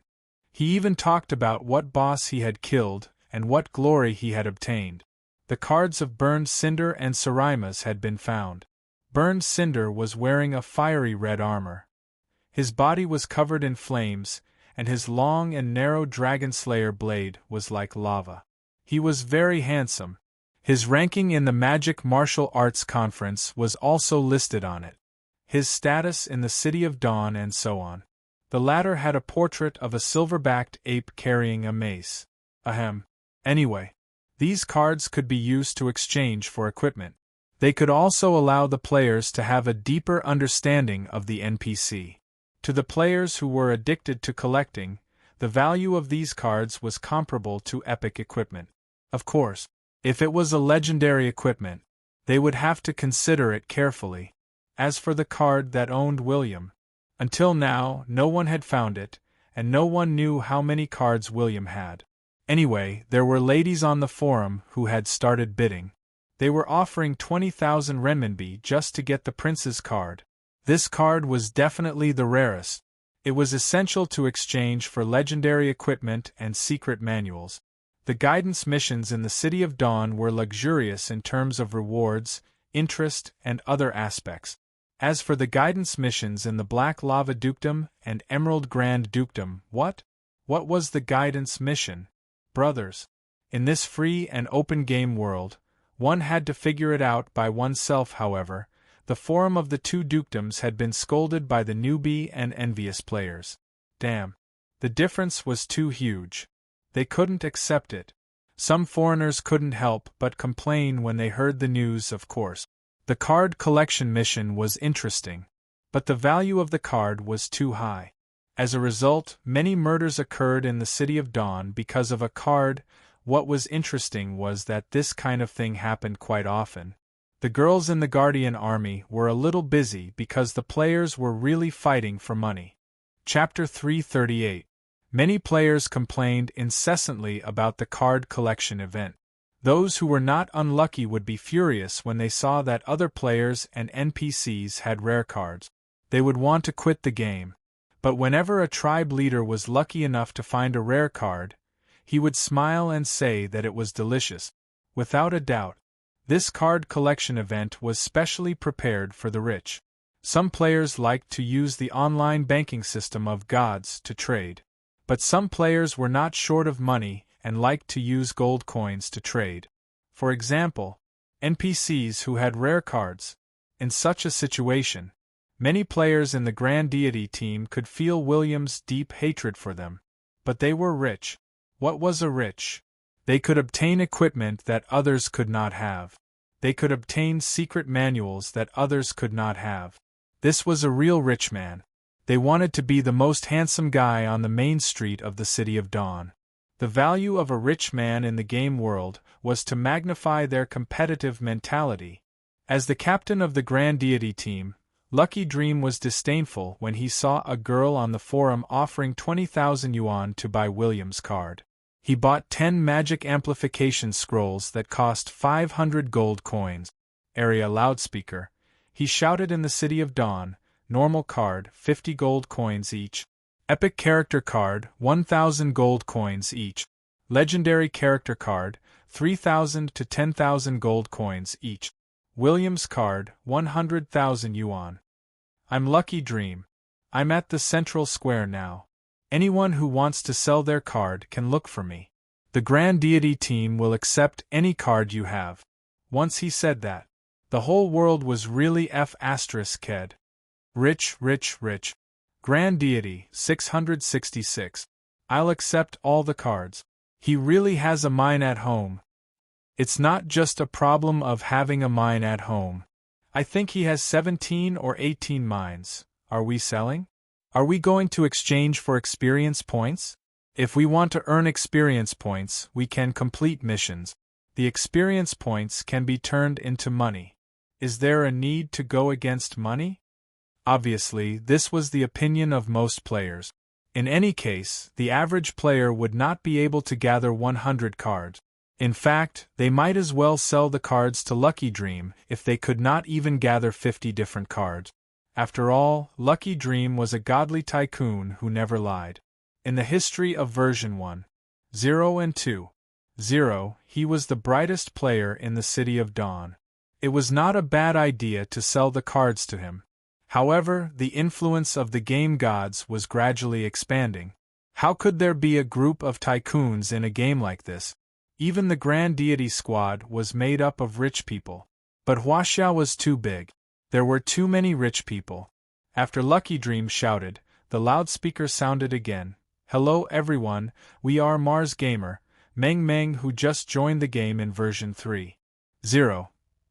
In order to celebrate this event, I, Mars Herculean, will also accept all the cards that Lucky Dream mentioned. You can hand over the money and the goods. Also, we will buy gold coins at a high price. Anyone who has more gold coins can come and trade with me. F*CK, F*CK, F*CK. Only Martian players can connect to the internet. Ahem, gods didn't do any marketing at all. It's not easy for the Martian players to discover this game. Someone suddenly asked, speaking of which, what does the Martian brothers usually play? A bunch of boorish fellows. They usually fight in real life. Wait, you're talking about real combat, not fighting blitz. Yes, they don't like to play games. They like to fight in real life. Tisk tsk, virtual games can't satisfy them anymore? Why do they have to force themselves on others? Next, there were more and more rich people in the City of Dawn. For example, the Moon players had formed a small guild and were shouting wildly. However, no matter which planet they were from, even if they wanted to buy the cards, they would choose to buy the cards at a reasonable price. They didn't try to raise the price. However, this was something that someone didn't want to see. Hence, some strange sounds appeared. Regardless of whether it's the Earthlings, Martians, Moon people, or anyone else, I'll buy the cards they want. This kind of loudspeaker appeared many times and attracted the attention of many people. However, this group of bastards didn't say where they were. Many players gripped the rare cards in their hands tightly, hoping that one of the bosses would shout again. In the end, there was no news. However, there were only a few loudspeakers. This instantly broke the peaceful situation where no one wanted to raise the price. For a moment, the entire card trading market was in a mess. This made Lucky Dream and the rest miserable. They cursed in their hearts, but they pretended to be generous and raised the price slightly. After all, as the godly tycoons, they couldn't lose face. No matter which bastard secretly raised the price, they couldn't back down. Especially in front of the Moon and Martian players. As one of the Earth's godly tycoons, Lucky Dream was determined not to lose face for the Earth players. It was no longer a matter of collecting cards. It was a matter of the glory of the number one godly tycoon. This was a matter of the glory of the Earth players. It was obvious. The other cards had already been revealed. Even some of the legendary boss cards had many duplicates. However, the last card, William's card, had yet to appear. It was almost certain that he wanted to collect a complete set of 100 cards. There could only be one person. What did this mean? Legendary equipment and legendary secret manuals? No, it meant who was the most powerful godly tycoon in the City of Dawn. However, where was the card? It was not in William's hands. He didn't know where his subordinates had hidden the card. He only wanted the players to be more enthusiastic because of this event. There was no reason for him to trick them. As for the loudspeaker that shouted the price, William silently kept the loudspeaker scroll in his space ring. Some players were even more anxious than him. Where was the William card? All the players were concerned about this question. No matter who it was, as long as they were the lucky ones, they would earn a lot. Even our dear Prince Royal Highness was secretly observing. He wanted to see which player had gotten their hands on the card. If the player refused to sell it, it would be a problem. When the time came, they would have to kill the player, snatch the card, and distribute it again. Sigh, I've put in a lot of effort for this card gathering event. He had returned to the City Lord's mansion. He was on the second floor, watching the players discussing. They didn't continue searching. Because there were millions of cards. In just half a day, hundreds of thousands of quick-witted players had collected all the cards. No matter where the NPCs had hidden the cards. Even if it was in the corner of the toilet, even if it was stained with some yellow substance, the players would happily pick it up. They would not hesitate to spit on their clothes. Thus, it was another shiny gold coin card. Many NPCs were dumbfounded when they saw this group of seemingly crazy people. They thought that this group of chosen ones had returned to their hometown and had contracted some infectious curse. The NPCs were so frightened that they didn't dare to approach them. Time passed slowly. Many god-level tycoons had collected 99 cards. Only the William card was left. An ear-piercing wild laughter rang out. Ha ha ha ha ha, it's mine. It's mine. The William card is mine. Countless players looked in the direction of the voice. Who was he? Someone widened his eyes. Gosh, what can Kratos do to me? That idiot who changed occupations to all the close combat professionals. Motherf asterisk Kerr, isn't this the tycoon from the beginning of version 1.0? He actually picked it up. What kind of bullsh asterisk T luck is this? Someone sucked in a breath of cold air, secretly hammering his chest. Why wasn't he the one who picked it up? When the William card appeared. What can you do against me? A large group of tycoons instantly surrounded him. Lucky Dream, Mars Strength, Moon Bigger Than Earth, and other rich players appeared. Brother, we seem to have formed a team before. We are all Earthlings. I'll buy the William card for 100,000 yuan. Lucky Dream approached. What can Kratos do to me? When he saw the handsome face of William on the card, he immediately knew. This card was not fake. Mars Strength was wearing a beginner's uniform. He was rich and his aura was no weaker than some middle-level professional players. He strode toward. What can Kratos do to me? Wait, I'll pay 110,000 yuan.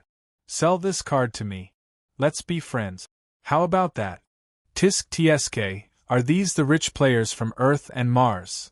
The Moon Bigger Than Earth was also a beginner player. He laughed and said, 150,000 yuan, William card. I'll buy it.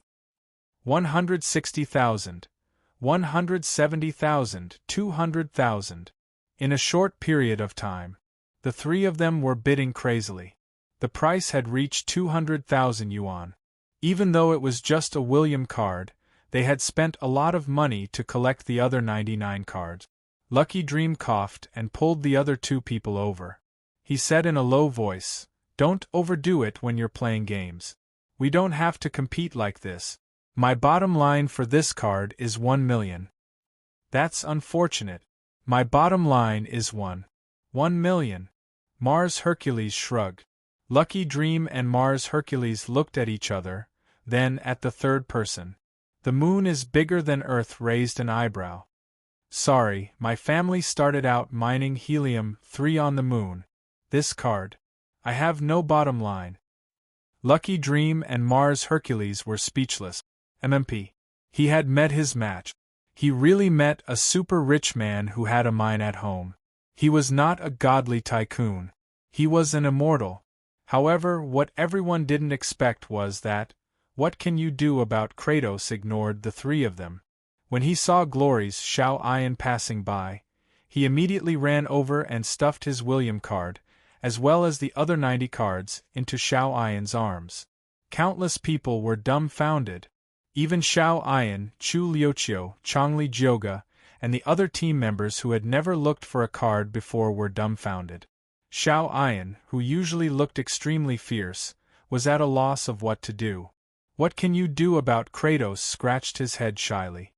I like the way you fight, and I like the way you hold the trophy. I'll give you all these cards.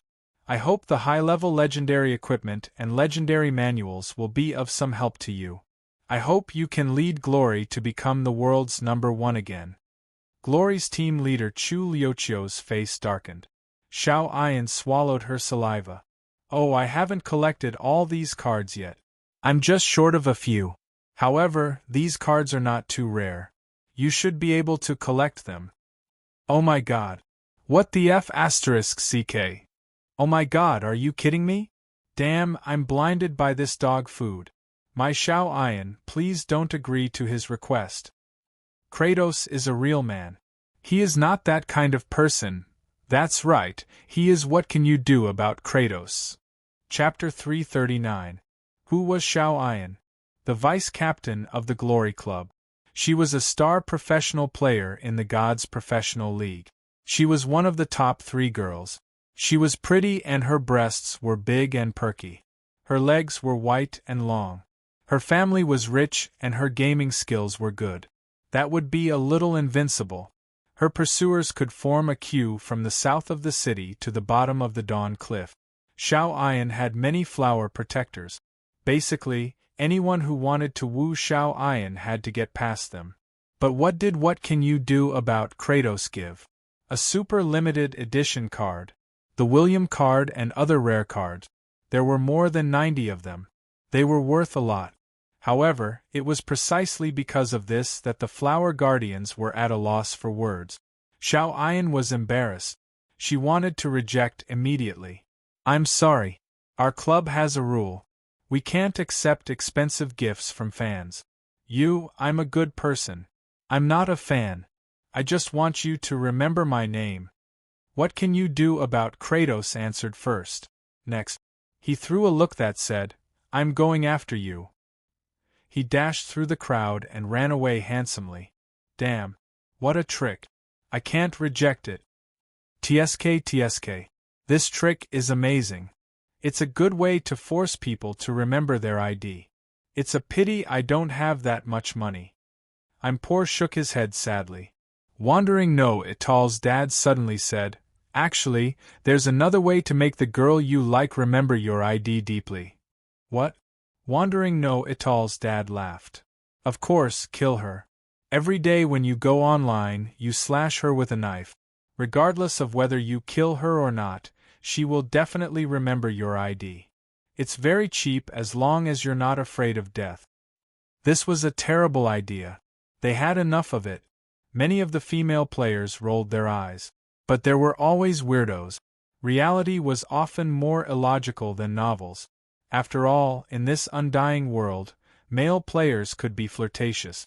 Even a fox spirit could not compare to them. For example, what happened next?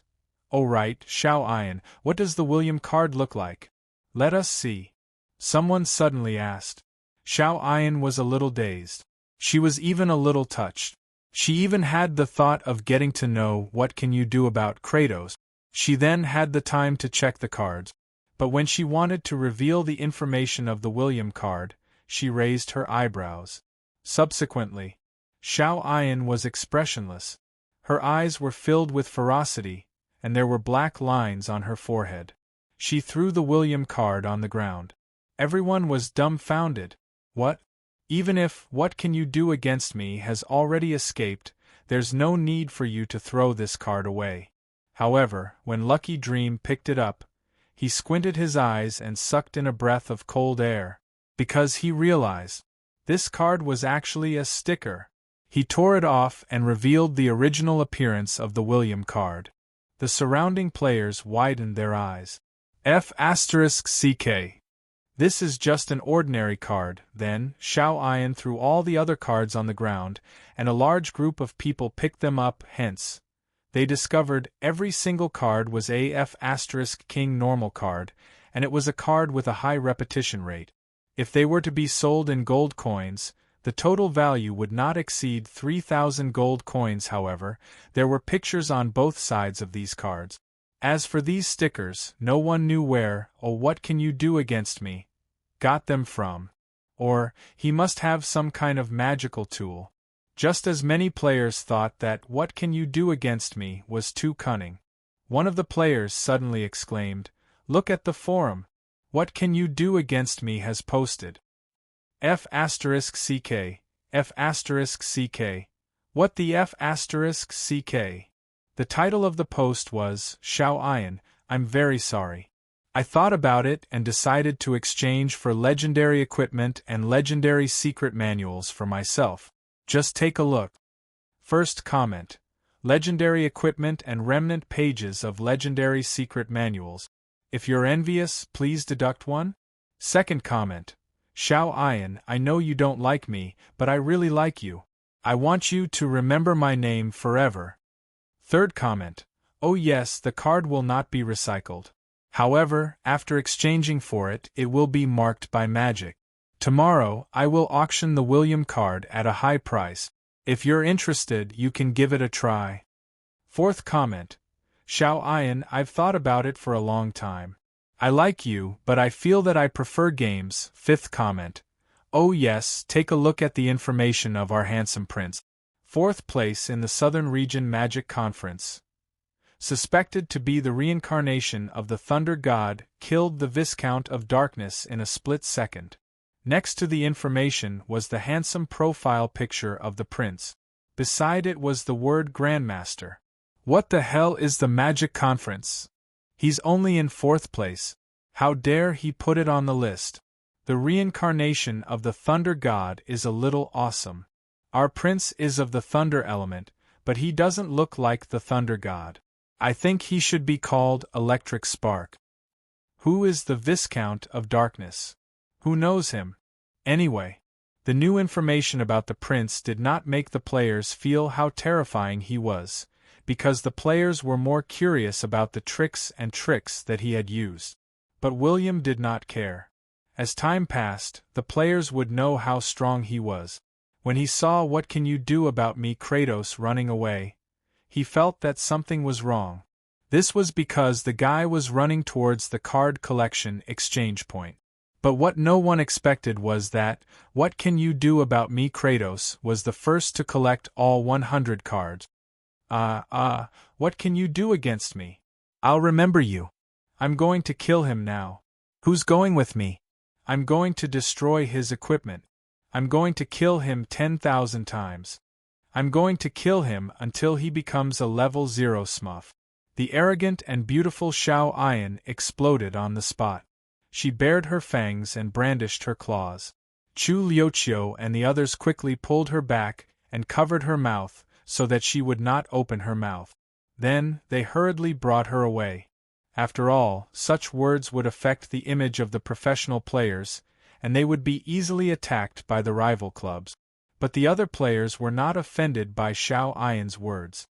As long as the players put themselves in the shoes of the players, they would feel that joy had fallen from the sky, but it would immediately turn into sorrow. But there was no great surprise. There was only more surprise. Just as Xiao Ayan was about to be dragged away, Forever Alone suddenly ran over from afar. Ayan, don't be angry. Come, I've given you some equipment. The other players looked at Forever Alone, the leader of the Millennium Club, who had suddenly run over. But then again, you're the captain of Golden Era. Why do you call me Xiao Ayan so intimately? Forever Alone smiled mysteriously. He took out a shining golden longsword from his space ring. It was engraved with beautiful runes. He even slapped it onto Xiao Ayan's hand. Xiao Ayan stared blankly at the high-tier legendary longsword in her hand.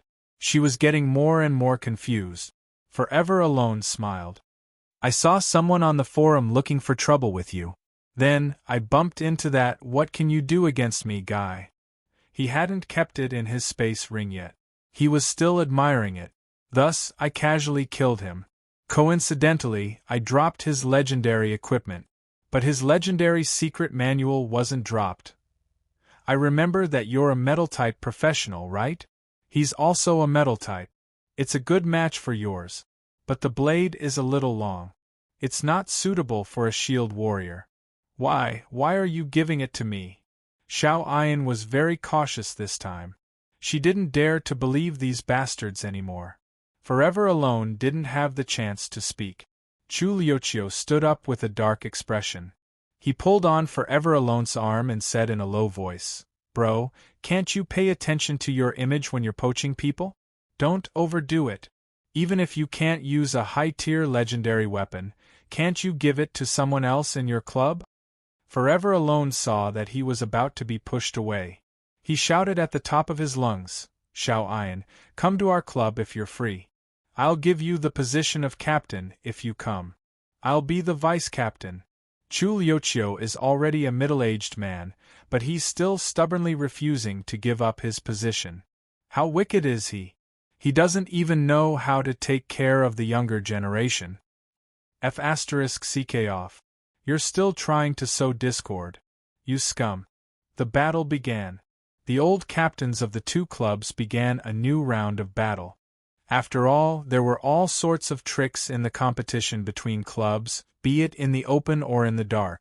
It was just like how normal players and even tycoon players valued legendary equipment and legendary secret manuals.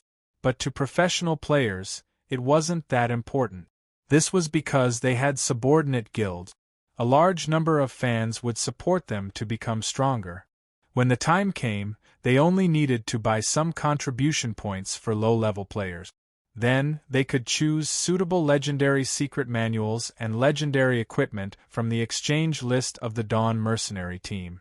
To the clubs, professional players with good mentality, strong skills, and obedience were what they valued. Professional players like Xiao Ayan were the ones that Forever Alone paid attention to. The farce between the players was always colorful, and it was a feast for the eyes. On the first day of version 3.0, there were countless troubles. William was watching with great interest. He was just short of melon seeds, benches, and water. Now, it was time to fleece the sheep. After the players had exchanged their cards, they had a general understanding of the changes in the City of Dawn. A new mission message appeared in front of the players. Chosen One. Millions of Chosen Ones have appeared in the legendary continent. But who is the true Chosen One? Do you want to prove your strength? Do you want to become the true Chosen One? Mission Introduction. When 1 million Chosen Ones reach the advanced level in the legendary continent, the City of Dawn will hold the first Chosen One conference to choose the true Chosen One. Mission Level S. Mission Reward.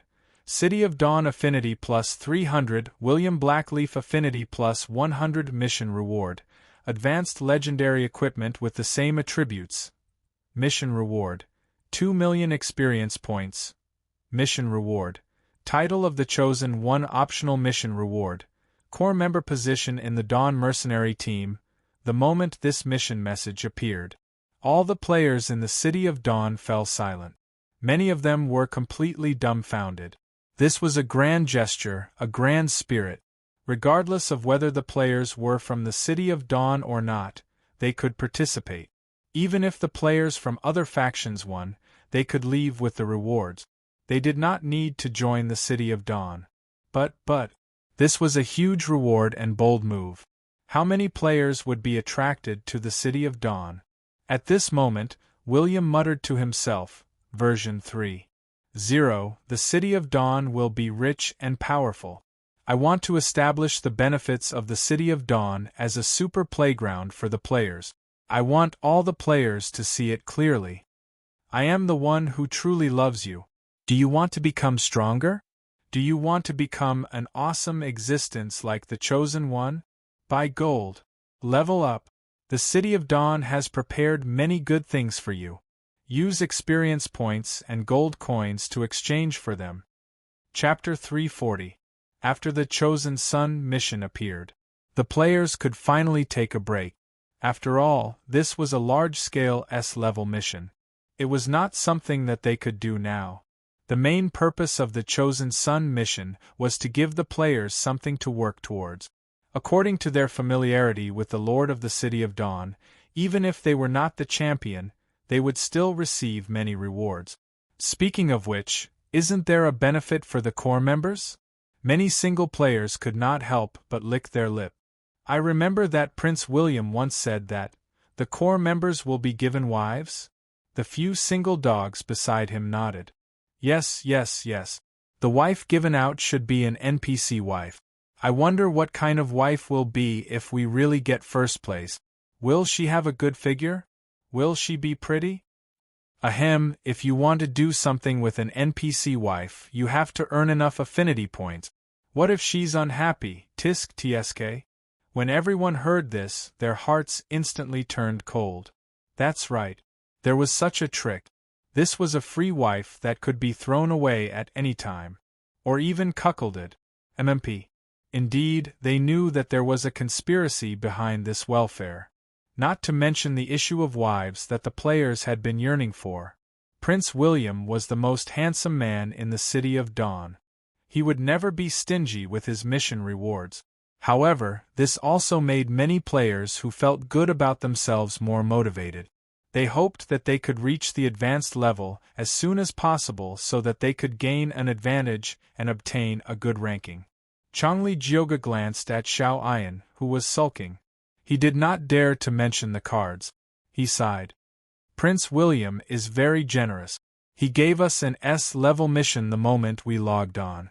In the past, the highest reward in the City of Dawn was epic equipment.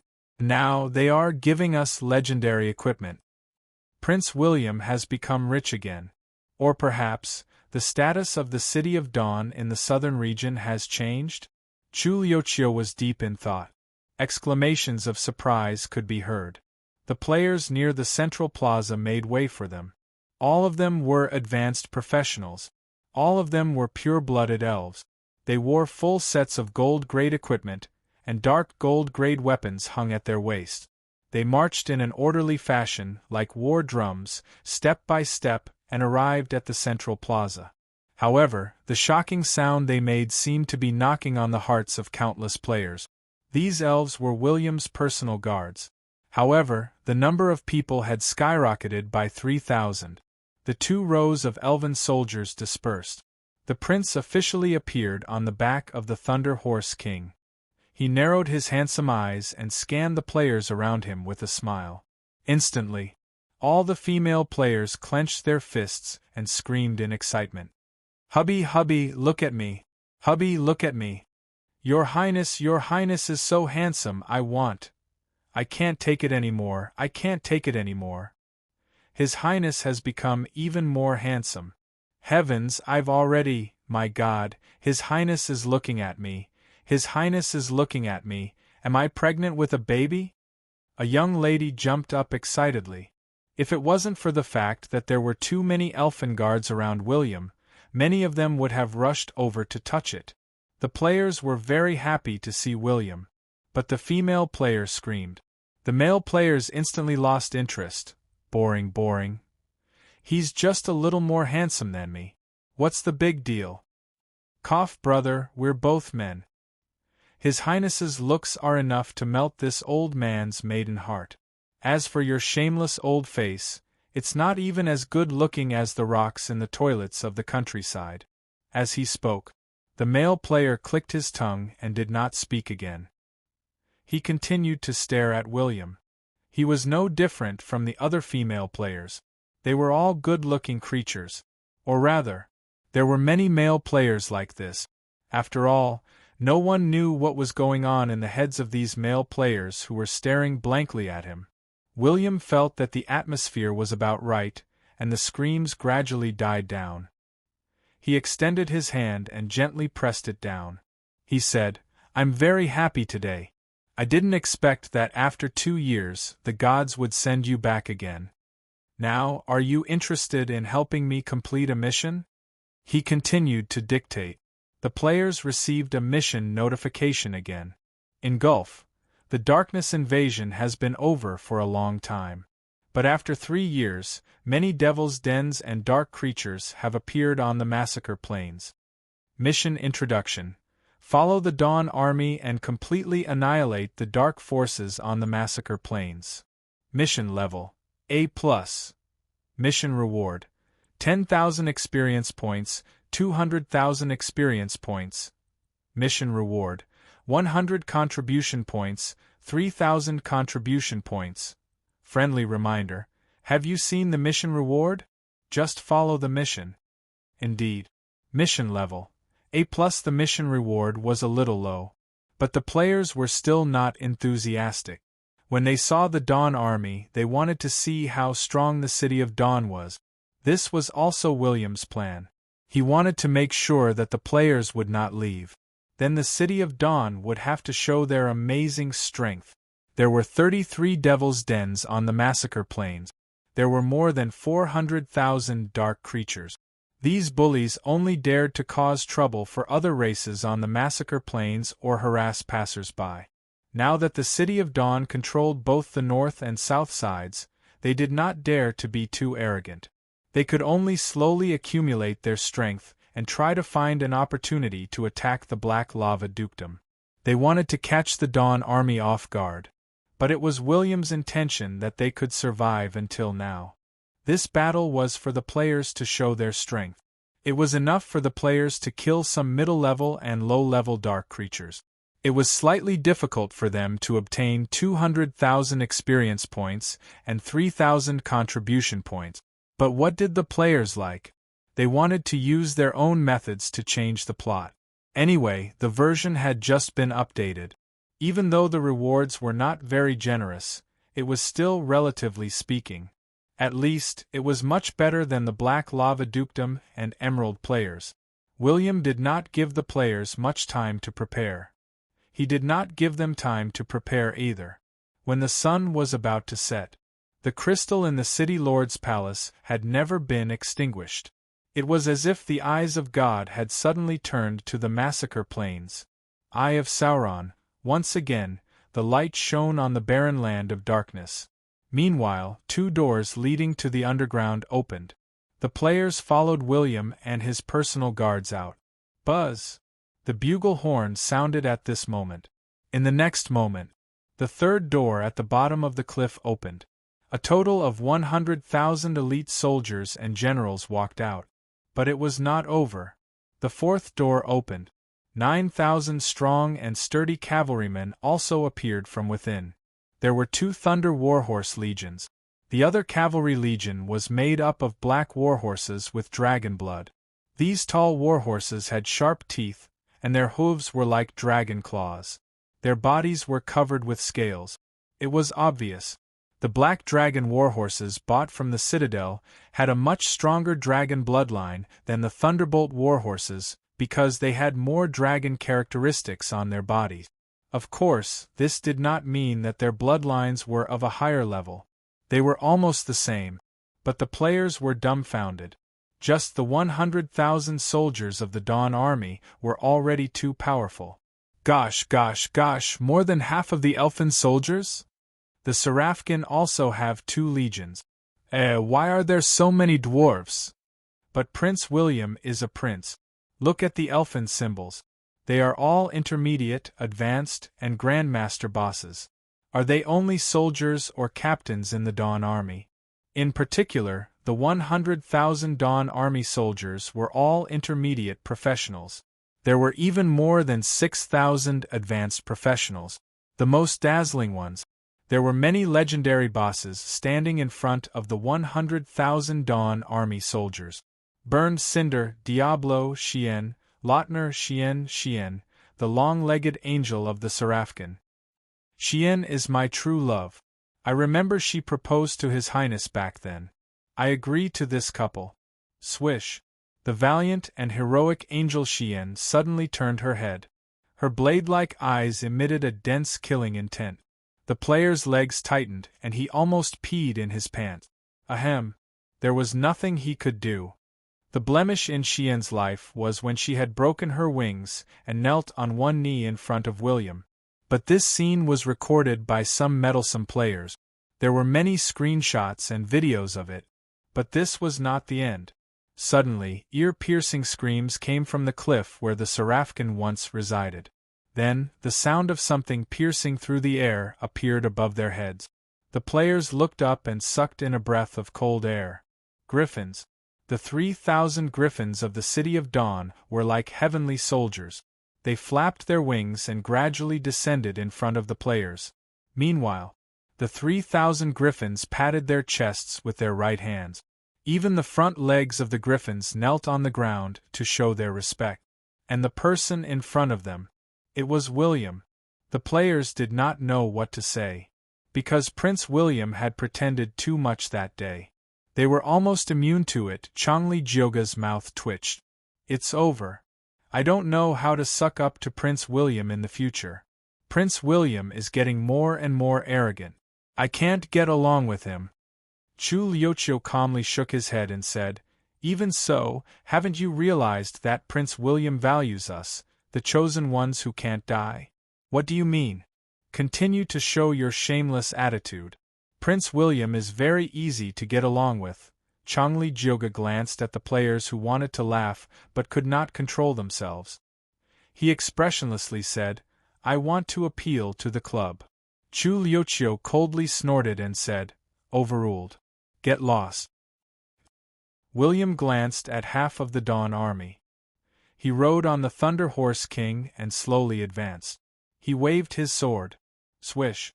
Lightning flashed 100 meters away. The battle flag was raised. The flag of the City of Dawn fluttered in the wind. At this moment, The Dawn army unsheathed their long swords and pointed at the Devil's Denver. They roared, "Advance!" Chapter 341. This was a completely one-sided battle. The Lord of the City of Dawn took the lead and approached the Dark Army, which was ready to attack. He leaped from his warhorse. At that moment, the sky seemed to darken. Countless people lifted their heads to look at the man who looked like the Thunder God.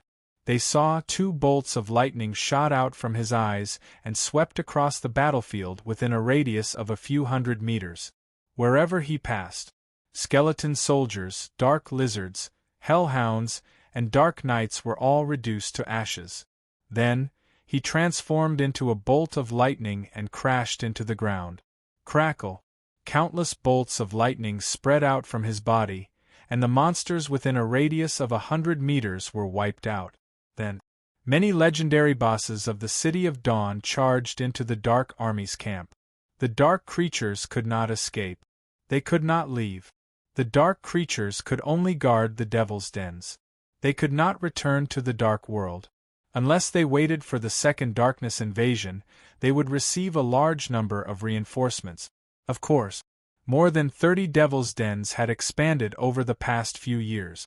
Many Grandmaster Devils had appeared to manage the situation.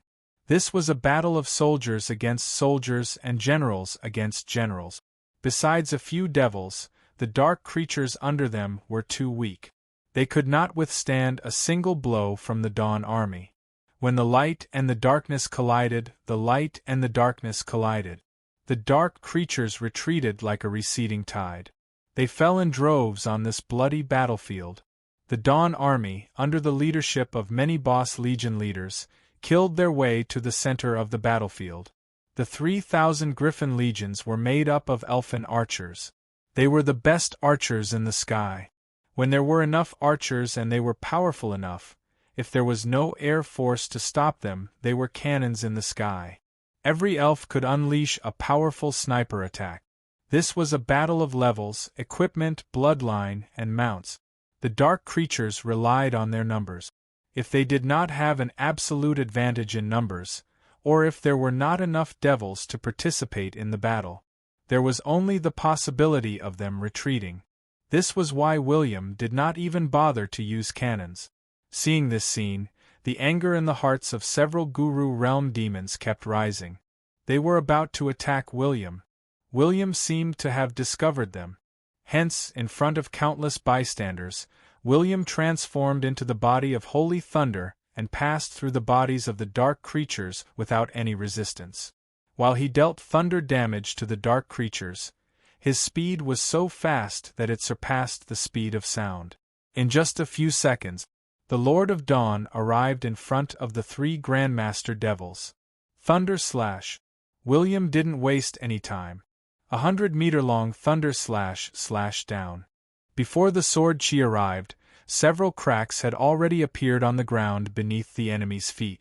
The demon that was locked on by the lightning slash also felt the stinging pain on his skin. "Kill him!" The Grandmaster Devil roared and raised his weapon to block the Thunder Slash. The other 2 devils charged at William at the same time. However, William was even faster. He was a prince born as a ranger. In close combat, his movement speed and attack speed were not any slower than an assassin. He easily dodged the clumsy attacks of the 2 demons with his almost impossible footwork. His Thunder Slash shattered the enemy's weapon in front of him and landed heavily on his neck. Poochie! Green blood splattered in the air. Subsequently, before the Grandmaster Devil could counterattack, William's left fist hammered heavily on the Grandmaster Devil's head. When the Devil raised his head, countless energy surged into his head. It exploded. The headless Grandmaster Devil fell to the ground. 2 moves. William had defeated a devil of the same level. His sage power did not mean that his bloodline had improved again. Instead, it was his endowment that made him invincible among the legendary bloodline warriors of the same level. This scene was also recorded by Lil Fatty, the professional streamer. This scene left many viewers dumbfounded. Most of the comments were, "We can't afford to offend him. Prince William seems to be the reincarnation of the thunder god. Gosh, did you see Prince William's electrifying eyes? I feel that he must have watched version 233 of X-Men. True laser eyes. Who is the Phoenix Girl? Is she a little angel? Rubbish. The Phoenix Girl in version 233 is too rubbish. She has countless poison points. The NPCs on the battlefield were unstoppable and unparalleled. The players of version 3.0 were also very passionate. They fought happily against the dark creatures that were not afraid of death. Charge for Prince William. Charge for the City of Dawn. Charge, Prince William will definitely sleep with me. The Dawn Army fought against the strongest dark creatures. The players on both sides led the charge. Hundreds of thousands of players were like locusts passing through the battlefield. They outnumbered the dark creatures. They formed groups of 3 to 5 and attacked a dark creature. After killing one, they would rush to the next. No matter how serious their injuries were, no matter if they were going to die. Even if they were up against advanced devils. If they had the chance, they would take the opportunity to slash at the dark creatures. This situation also made many intelligent evil demons deeply feel the perverseness of this group of chosen ones. Lunatics. They are a bunch of lunatics with muscles in their head.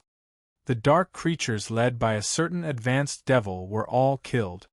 He looked at the tens of thousands of players who had been revived and stood up again. This group of intermediate heaven's chosen ones didn't just want to kill ordinary dark creatures. Now they were all staring at him. D*MN, I am an advanced.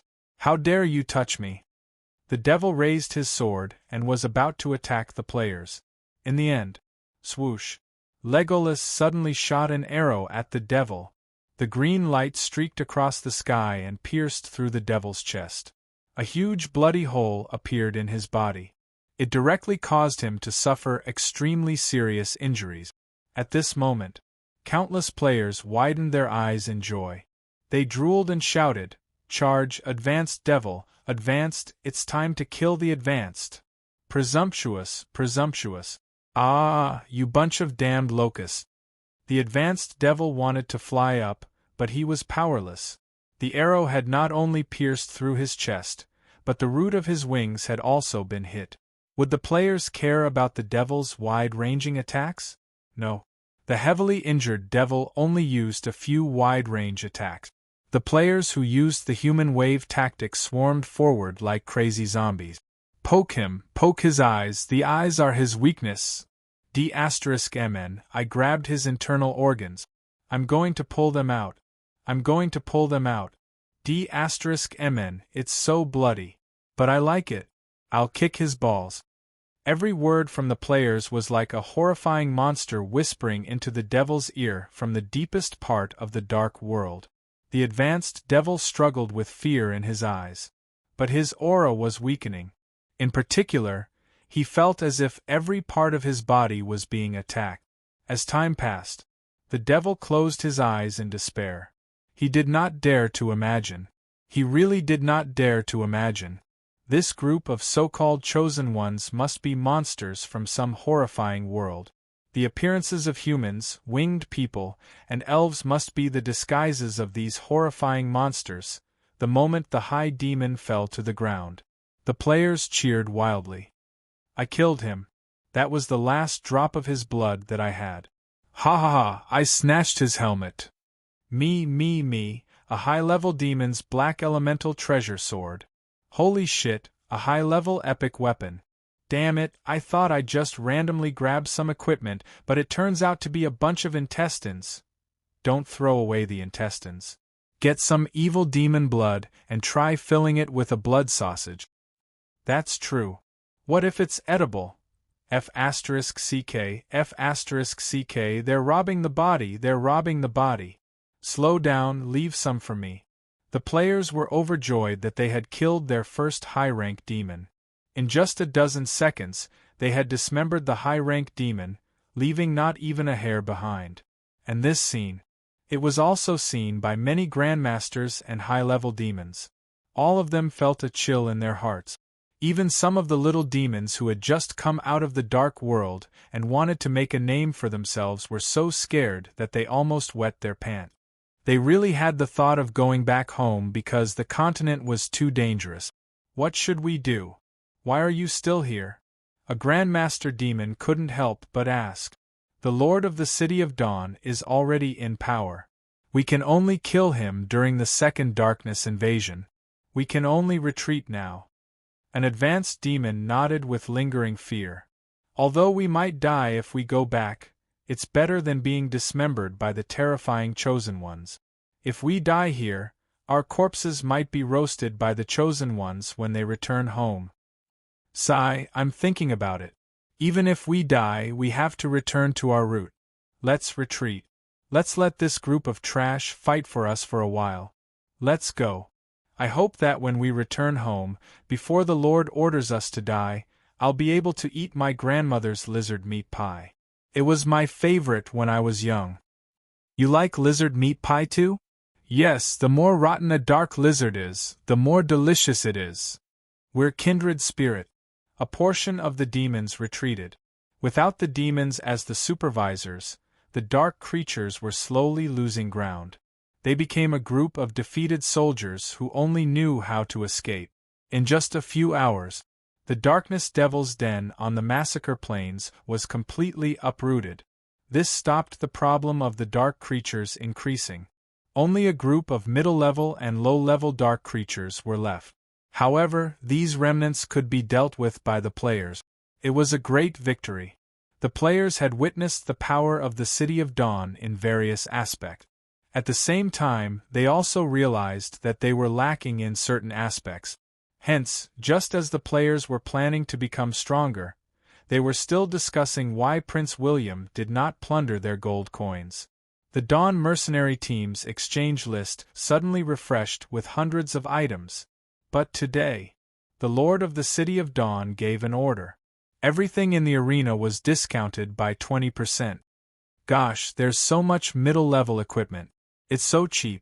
There's also advanced equipment. Perhaps when we advance to the advanced, we'll be able to gather enough advanced equipment for graduation. You might not believe me, but I've already spent a lot of gold coins and bought a set of advanced silver equipment. I'm just waiting to advance to the advanced. Bye. This is a 20% discount. Prince William is making a huge loss. There won't be another opportunity like this. TSK. Do you see those skills? They can be exchanged using experience points. Although these scattered magic skills are not suitable for a warrior like me, I still want to try them. After all, they're so cheap. Tisk, I'll buy all of them. If I don't buy them, it'll be a loss. If I buy them, it'll be a huge profit. William wanted to say, it's not that I don't want to plunder your gold coins. It's just that after this attack, you'll have nothing left. Chapter 342. Why were the ordinary people in the gods' continent afraid of the dark creatures? Was it because the devils were powerful? No. It was just that they were very ugly to the depths of their souls. They were so ugly that the self-perception of humans classified them as monsters. When a monster with a mouth full of fangs, a dark red body, a sharp tail, and a muscular body appeared, ordinary people could not help but feel afraid. Because the dark creatures did not fit their aesthetic standards, ordinary people who did not have battle energy or magic would ignore the threat of the devils after experiencing some horrifying event. They would muster up their courage to seek help from professionals. But most professionals would not care, because the Temple of Light was in charge of such matters. Therefore, it was possible that ordinary people did not dare to go to the Temple of Light. Because of the threat of the devils, they would become believers of darkness or puppets of the devils. Of course, it was also possible that ordinary people went to the Temple of Light. But the Temple of Light was too busy. Even if they took the time to look, if they could not find traces of the devils, they would ignore them. In this way, as time went by, the Heavenly Dragon King naturally, many ordinary people who were afraid of the devils would be used by the Dark World. Because many devils were proficient in soul magic, and had strong mental strength. They could easily bewitch ordinary people and make them kill other creatures as sacrifices. They could even make the ordinary people draw teleportation portals so that their real bodies could descend into this world. Now, in the legendary continent, darkness descended. Countless fearsome devils appeared in human society using various means. They were preparing for the second darkness invasion. Now, the demons had become the demons in the hearts of many ordinary people, becoming the most terrifying existence in their hearts. The City of Dawn was temporarily safe. But this was because the City of Dawn's management was effective. What are ordinary humans afraid of? Of course, it's darkness. Humans, elves, dwarves, and Seraphkin were all intelligent creatures who yearned for the light. They were born with a natural hatred for darkness. William narrowed his eyes. Under his orders, every household, every alley, and even the most remote place in the City of Dawn had enough magic lamp. As long as humans went there, they would be provided with enough magic lamp. Could this stop the devils from descending? Not really. But the light could reduce the fear in humans. At least in a situation where it was not absolutely dark, there would not be a person who would always feel that there was a monster following them when they walked home. After all, devils were creatures that would look for loopholes. There were also many types of demons. Demons like the Dark Army were all muscular tyrants. It would be useless to use them to scare people, but they would be more powerful when it came to eating people. Therefore, some demons were born to scare humans. They might have countless fangs like squids, or eyes densely packed all over their bodies, or they might be the kind of perverts that walk with twisted limbs, or they might even be demons that only appear in your dreams. These demons would specifically target humans with fear holes in their hearts to invade. Besides, there are too many professionals in the City of Dawn. Over the past 2 years, besides a few dark incidents, no devils have descended upon the City of Dawn. Now that version 3.0 has started and fearless players have appeared, the devils will have no place to hide in the City of Dawn, William muttered to himself. After all, the players were a group of immortal chosen ones. In the eyes of some demons, they were even more perverted monsters. In version 3.0, Crimson Blood and Darkness Descent were triggered at the same time. Crimson Blood was a large-scale battle for the players. It was also a collective main storyline mission. The reputation of the 2 human Grand Duchies and the fate of the vampires were at stake. The Darkness Descent was too complicated. This was a battle between the demon hunters and the Temple of Light. The Darkness Descent was spread across all the human nations. Not only were the distances very far apart, but there were also different types of events. Many of them were not things that the players could participate in. Apart from a few players who liked to pursue clues, participating in the Crimson Blood was far more interesting than being a demon hunter. What I'm going to do now is to issue a mission for the players to continue following the Crimson Blood. Alternatively, they can follow the Dawn Mercenary team to do some mercenary missions. I'll investigate some of the more famous dark incidents in my previous life. I'll try to impress the higher-ups of some human kingdoms and empires. William thought for a while and made this decision. As the war continued, the Crimson Blood would expose the fact that the higher-ups of the 2 human Grand Duchies were vampires. It would no longer be a secret. When that time came, the City of Dawn would start a war in the name of justice. Neutral territories could not start a war with human nations, of course. But the Dawn Mercenary team could. The Red Fire Kingdom had long disliked the 2 vampire nations. But because of the alliance between the 2 nations, they could not initiate a war without the vampires massacring the humans. In the Crimson Blood mission, the City of Dawn's main task was to sow discord and expand the scope of the war so that the Crimson Blood mission would affect ordinary humans. That was right. The Dawn Mercenary team was playing the role of a warmonger. But this was the only way the City of Dawn could reap the greatest benefits.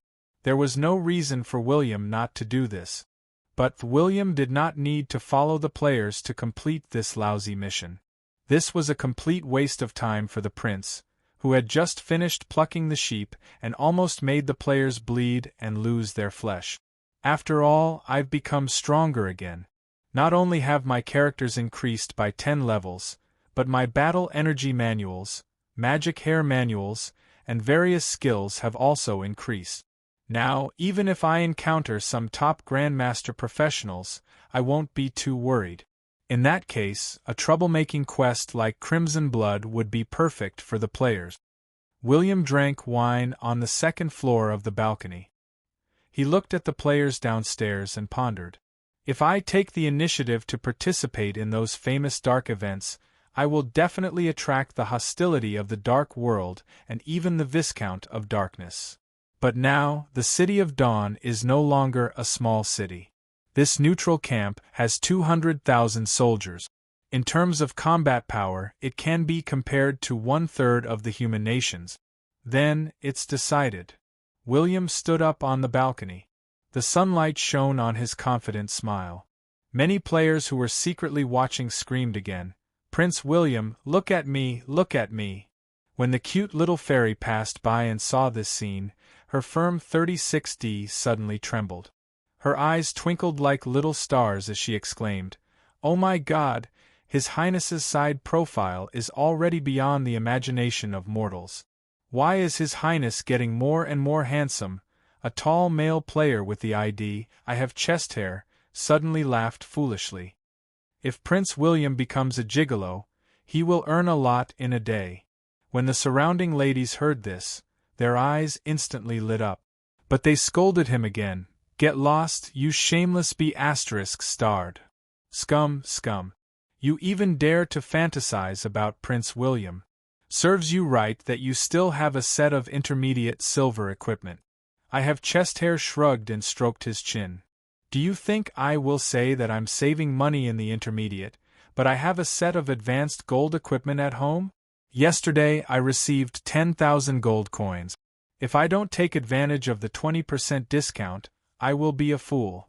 Meanwhile, a bandit was visiting his house at the same moment. 2 missions suddenly appeared on the bulletin board of the Dawn mercenary team. Crimson Blood.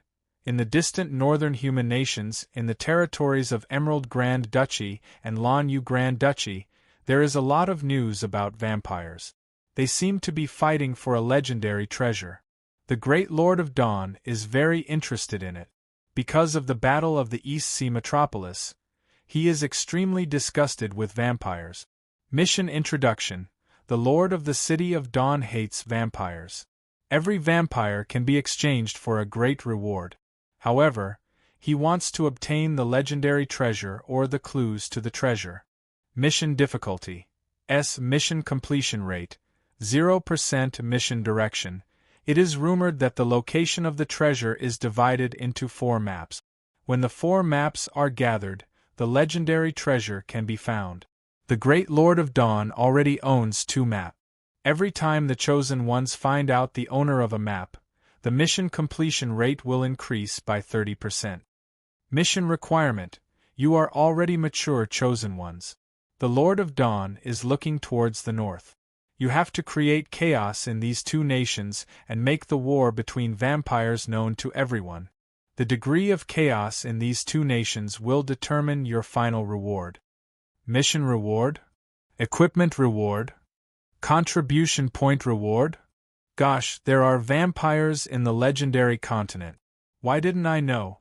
D***MN, I knew that Prince William is thinking about some human nations again. I feel that the Iron Nation and the Black Lava Nation have been tricked by Prince William. It sounds like a conspiracy. Are we going to create trouble? East Sea Metropolis? Oh, I remember. I read on a card that Prince William once led his troops to conquer a city. That was the East Sea Metropolis. There seemed to be many vampires there. That must be it. Those vampires are unlucky to have provoked a vengeful elf like Prince William. Some people could not help but raise their heads to look at the second floor.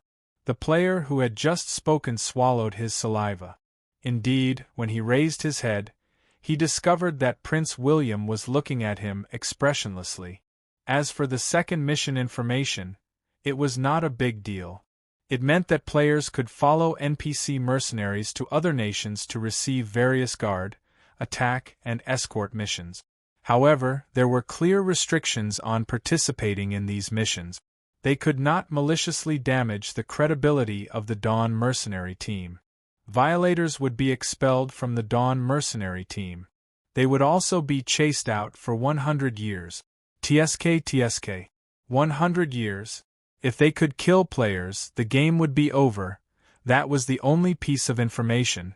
Many players gave up on their evil intentions. After all, the killing order was enough to make the current players delete their accounts and start from scratch. The City of Dawn had become a powerful entity. The players did not dare to seek death in public. However, they did not do missions with severe restrictions. But the Crimson Blood Provocation mission. We are good at it. The players of the City of Dawn laughed. This was the most suitable mission for them. Chapter 343. The Crimson Blood mission was good. However, William did not expect that the teleportation portals in the City of Dawn would be connected to the Red Fire Kingdom, the Lion Kingdom, and many other southern Grand Duchies that had teleportation portals. As a result, many players were not interested in the Crimson Blood City. In general, there were 500,000 players in the City of Dawn. 300,000 of them were middle-level professionals and 200,000 newbies who were carrying bricks. In that case, there would be 200,000 newbies carrying bricks and more newbies carrying bricks. Only 100,000 of them were interested in participating in the Crimson Blood mission. The other 200,000 young vagabonds used the teleportation portals in the City of Dawn to sneak to other places.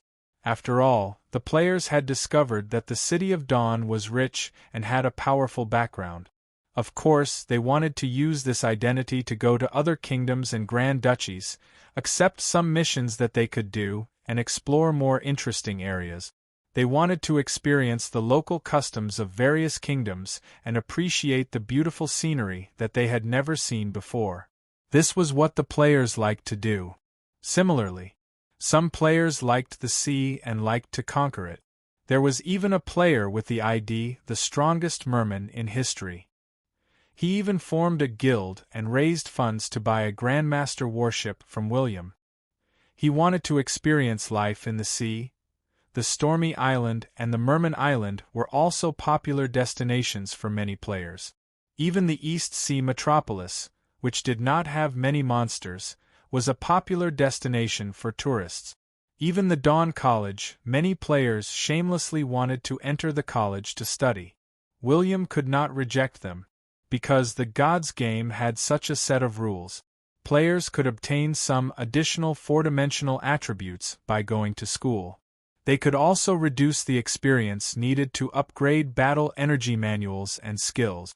Originally, the college was something that the players could only come into contact with in the later stages of the game.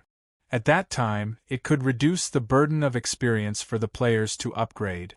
But the City of Dawn already had 2 colleges. There were many players who were interested in this. There were tens of thousands of them.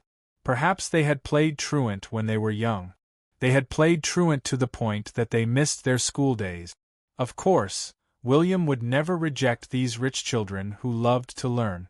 But the Dawn College had also issued various rules to prevent the players from affecting the NPCs' learning. But it seems that the travel fees for the teleportation portals are not high enough, William muttered to himself. 2 days ago, the 20% discount sale had allowed William to sell almost all of the equipment that had been discarded by the NPCs. He had earned more than 5 million gold coins, and the City of Dawn's cash flow was once again ample. He had already plucked most of the lambs until they were hairless and even bleeding. Therefore, the next time he groped the fur had to be delayed, or else he would have to start groping the meat. At that time, many players would want to quit the game. After all, there was no other way. William was the only lousy producer of this game. The mainframe of a Gods could not be controlled, but William was an NPC with great power. He would think of ways to make the players spend money, There was no other way. He was such an excellent NPC, and the staff of the game company should like him very much.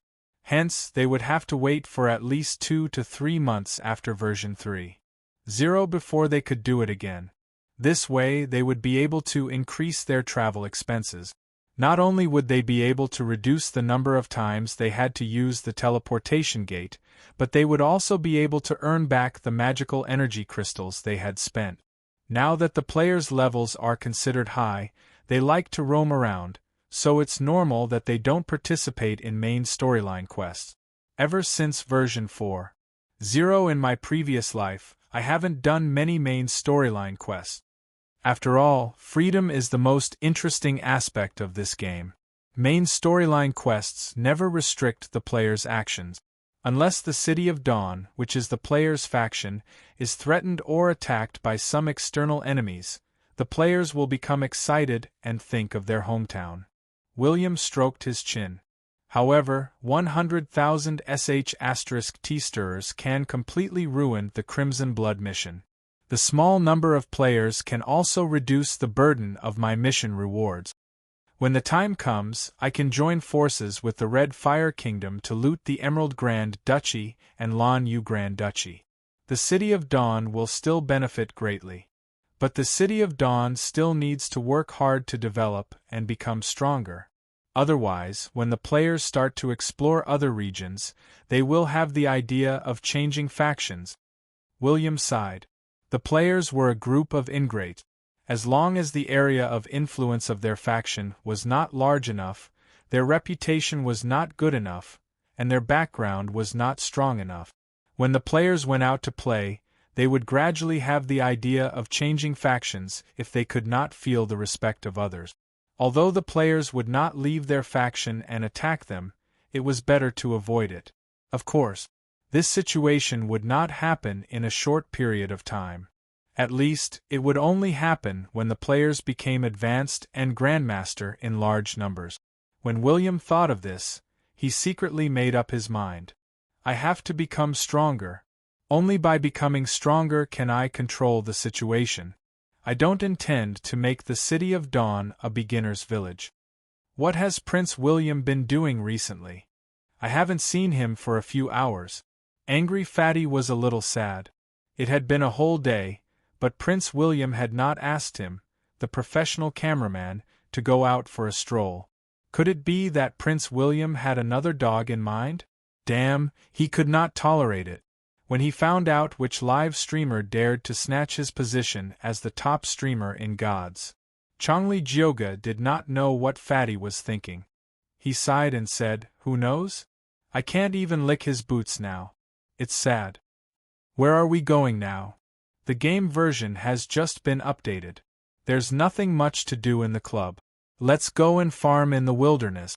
It's a miracle that the orc tribe in the east of the City of Dawn has not been destroyed. I wonder how the legendary pale orc called Altaic satisfied Prince William. Chongli Jyoga sighed. Just as the two of them were planning to farm in the eastern suburbs of the city, an elven warrior suddenly appeared in front of them and said, "Follow me. The Lord wants to see you." The eyes of the two of them lit up. Wasn't this the personal guard of Prince William? Speaking of the devil, Prince William had arrived. When they arrived at the conference hall, they discovered that they were not the only ones there. Chu Liuqiu, Xiao Ian, Forever Alone, Lucky Dream, and the others were also there. Chu Liuqiu glanced at Chongli Jyoga. He thought to himself, "Bastard, are you still a professional player? Can't you train with the rest of the team?" Chongli Jyoga glanced back at him. Playing in the wilderness was the right way to go. Wasn't he thrown out to play in the wilderness during competitions? In short, the more famous players among the players, or those who had been in close contact with Prince William, were all summoned. The 10 players looked at each other and were about to say something when they heard the voice of Lord Grimm. William took large strides and arrived at this place. "Greetings, Prince William." An elven personal guard lowered his head and patted his chest in greeting. The other players also followed suit. After all, this would make the players feel more immersed in the game, as if they were the native. William glanced at them and waved his hand. Dispense with the formalities. Then he said, The reason why I chose you is to give you a mission. If you don't want to accept it, you can leave now. No one left. No matter what the mission was, or how dangerous it was, it must be a hidden mission. There was no reason to reject it. William knew that they would not leave, so he pretended to say in a deep voice, This is a very dangerous mission. If you insist on staying, there is a possibility that you will die. Of course, I will not mistreat you. Changli Jioga waved his hand nonchalantly. Prince William, just say it. Isn't it just a gift? The other 9 people glanced at him expressionlessly. Was there a need to be so direct? But next, Chu Liuqiu also said, Gift, gift. Prince William, we'll gift you as many times a day as you say. That's right. We, the chosen ones, are not afraid of death. Forever Alone was unwilling to fall behind. The city lord sighed. What a bunch of bootlickers. He liked their fearlessness, so he slowly told them about the mission. Prompt. You have received a hidden mission, Carenza Grand Duchy's Blood Moon Dark Witch, a few hundred years ago, a powerful dark witch with unfathomable power appeared in the Carenza Grand Duchy. She had the terrifying power to destroy an entire country. She could release endless curses and spread a plague that would bring despair to the people. The terrifying Blood Moon Dark Witch had died and completely disappeared. But today, hundreds of years later, believers of the Blood Moon Dark Witch have appeared in the Grand Duchy of Carenza, and there are signs that she is about to show up. Mission Introduction. The Dawn Mercenary Team has been hired by Carenza Grand Duchy to exterminate the believers of the Blood Moon Dark Witch and kill the resurrected Blood Moon Dark Witch. Mission Level S+. Mission Reward. Advanced Equipment. Mission Reward. 300,000 to 800,000 experience points. Mission Reward. Favorable impression points of the Dawn Mercenary Team? Gosh, the difficulty of an S+ mission. Is it so perverted? Angry Fatty inhaled a breath of cold air. How many times would they die? Changli Jioga smiled wretchedly and said, I like it. There was not much hesitation. Everyone chose to accept the mission. Because the difficulty of the missions issued by William were usually proportional to the rewards. Anyway, they would definitely earn a lot. They would be able to use advanced equipment in the future. Although the quality of the advanced equipment was not clearly stated, it depended on how they were going to give it to Prince William and make him happy. Prince William nodded with satisfaction. Very good. Go back and make preparations. We will set off tomorrow. Yes, Prince William. The 10 players replied in unison. After 3 versions of the game, they had adapted to the identity of the natives. After the players left, Lautner walked out from behind and raised his eyebrows. That Blood Moon Dark Witch is very powerful. Why did she bring along this group of weak chosen ones? William shrugged and said, You know that the Blood Moon Dark Witch is quite powerful. She has many subordinates and is good at conspiracies. When the time comes, the chosen ones will go first. Are you going to be the one to do it, Uncle? Ahem, I think it's a good idea to bring along the chosen ones. I'll make a move first. Lautner felt a chill in his heart. Ever since Princess Alice came to the City of Dawn, William had been calling him Uncle more and more often. He felt that there was a conspiracy behind this. Was William trying to kill him? Damn it. He shouldn't have revealed his feelings in the first place.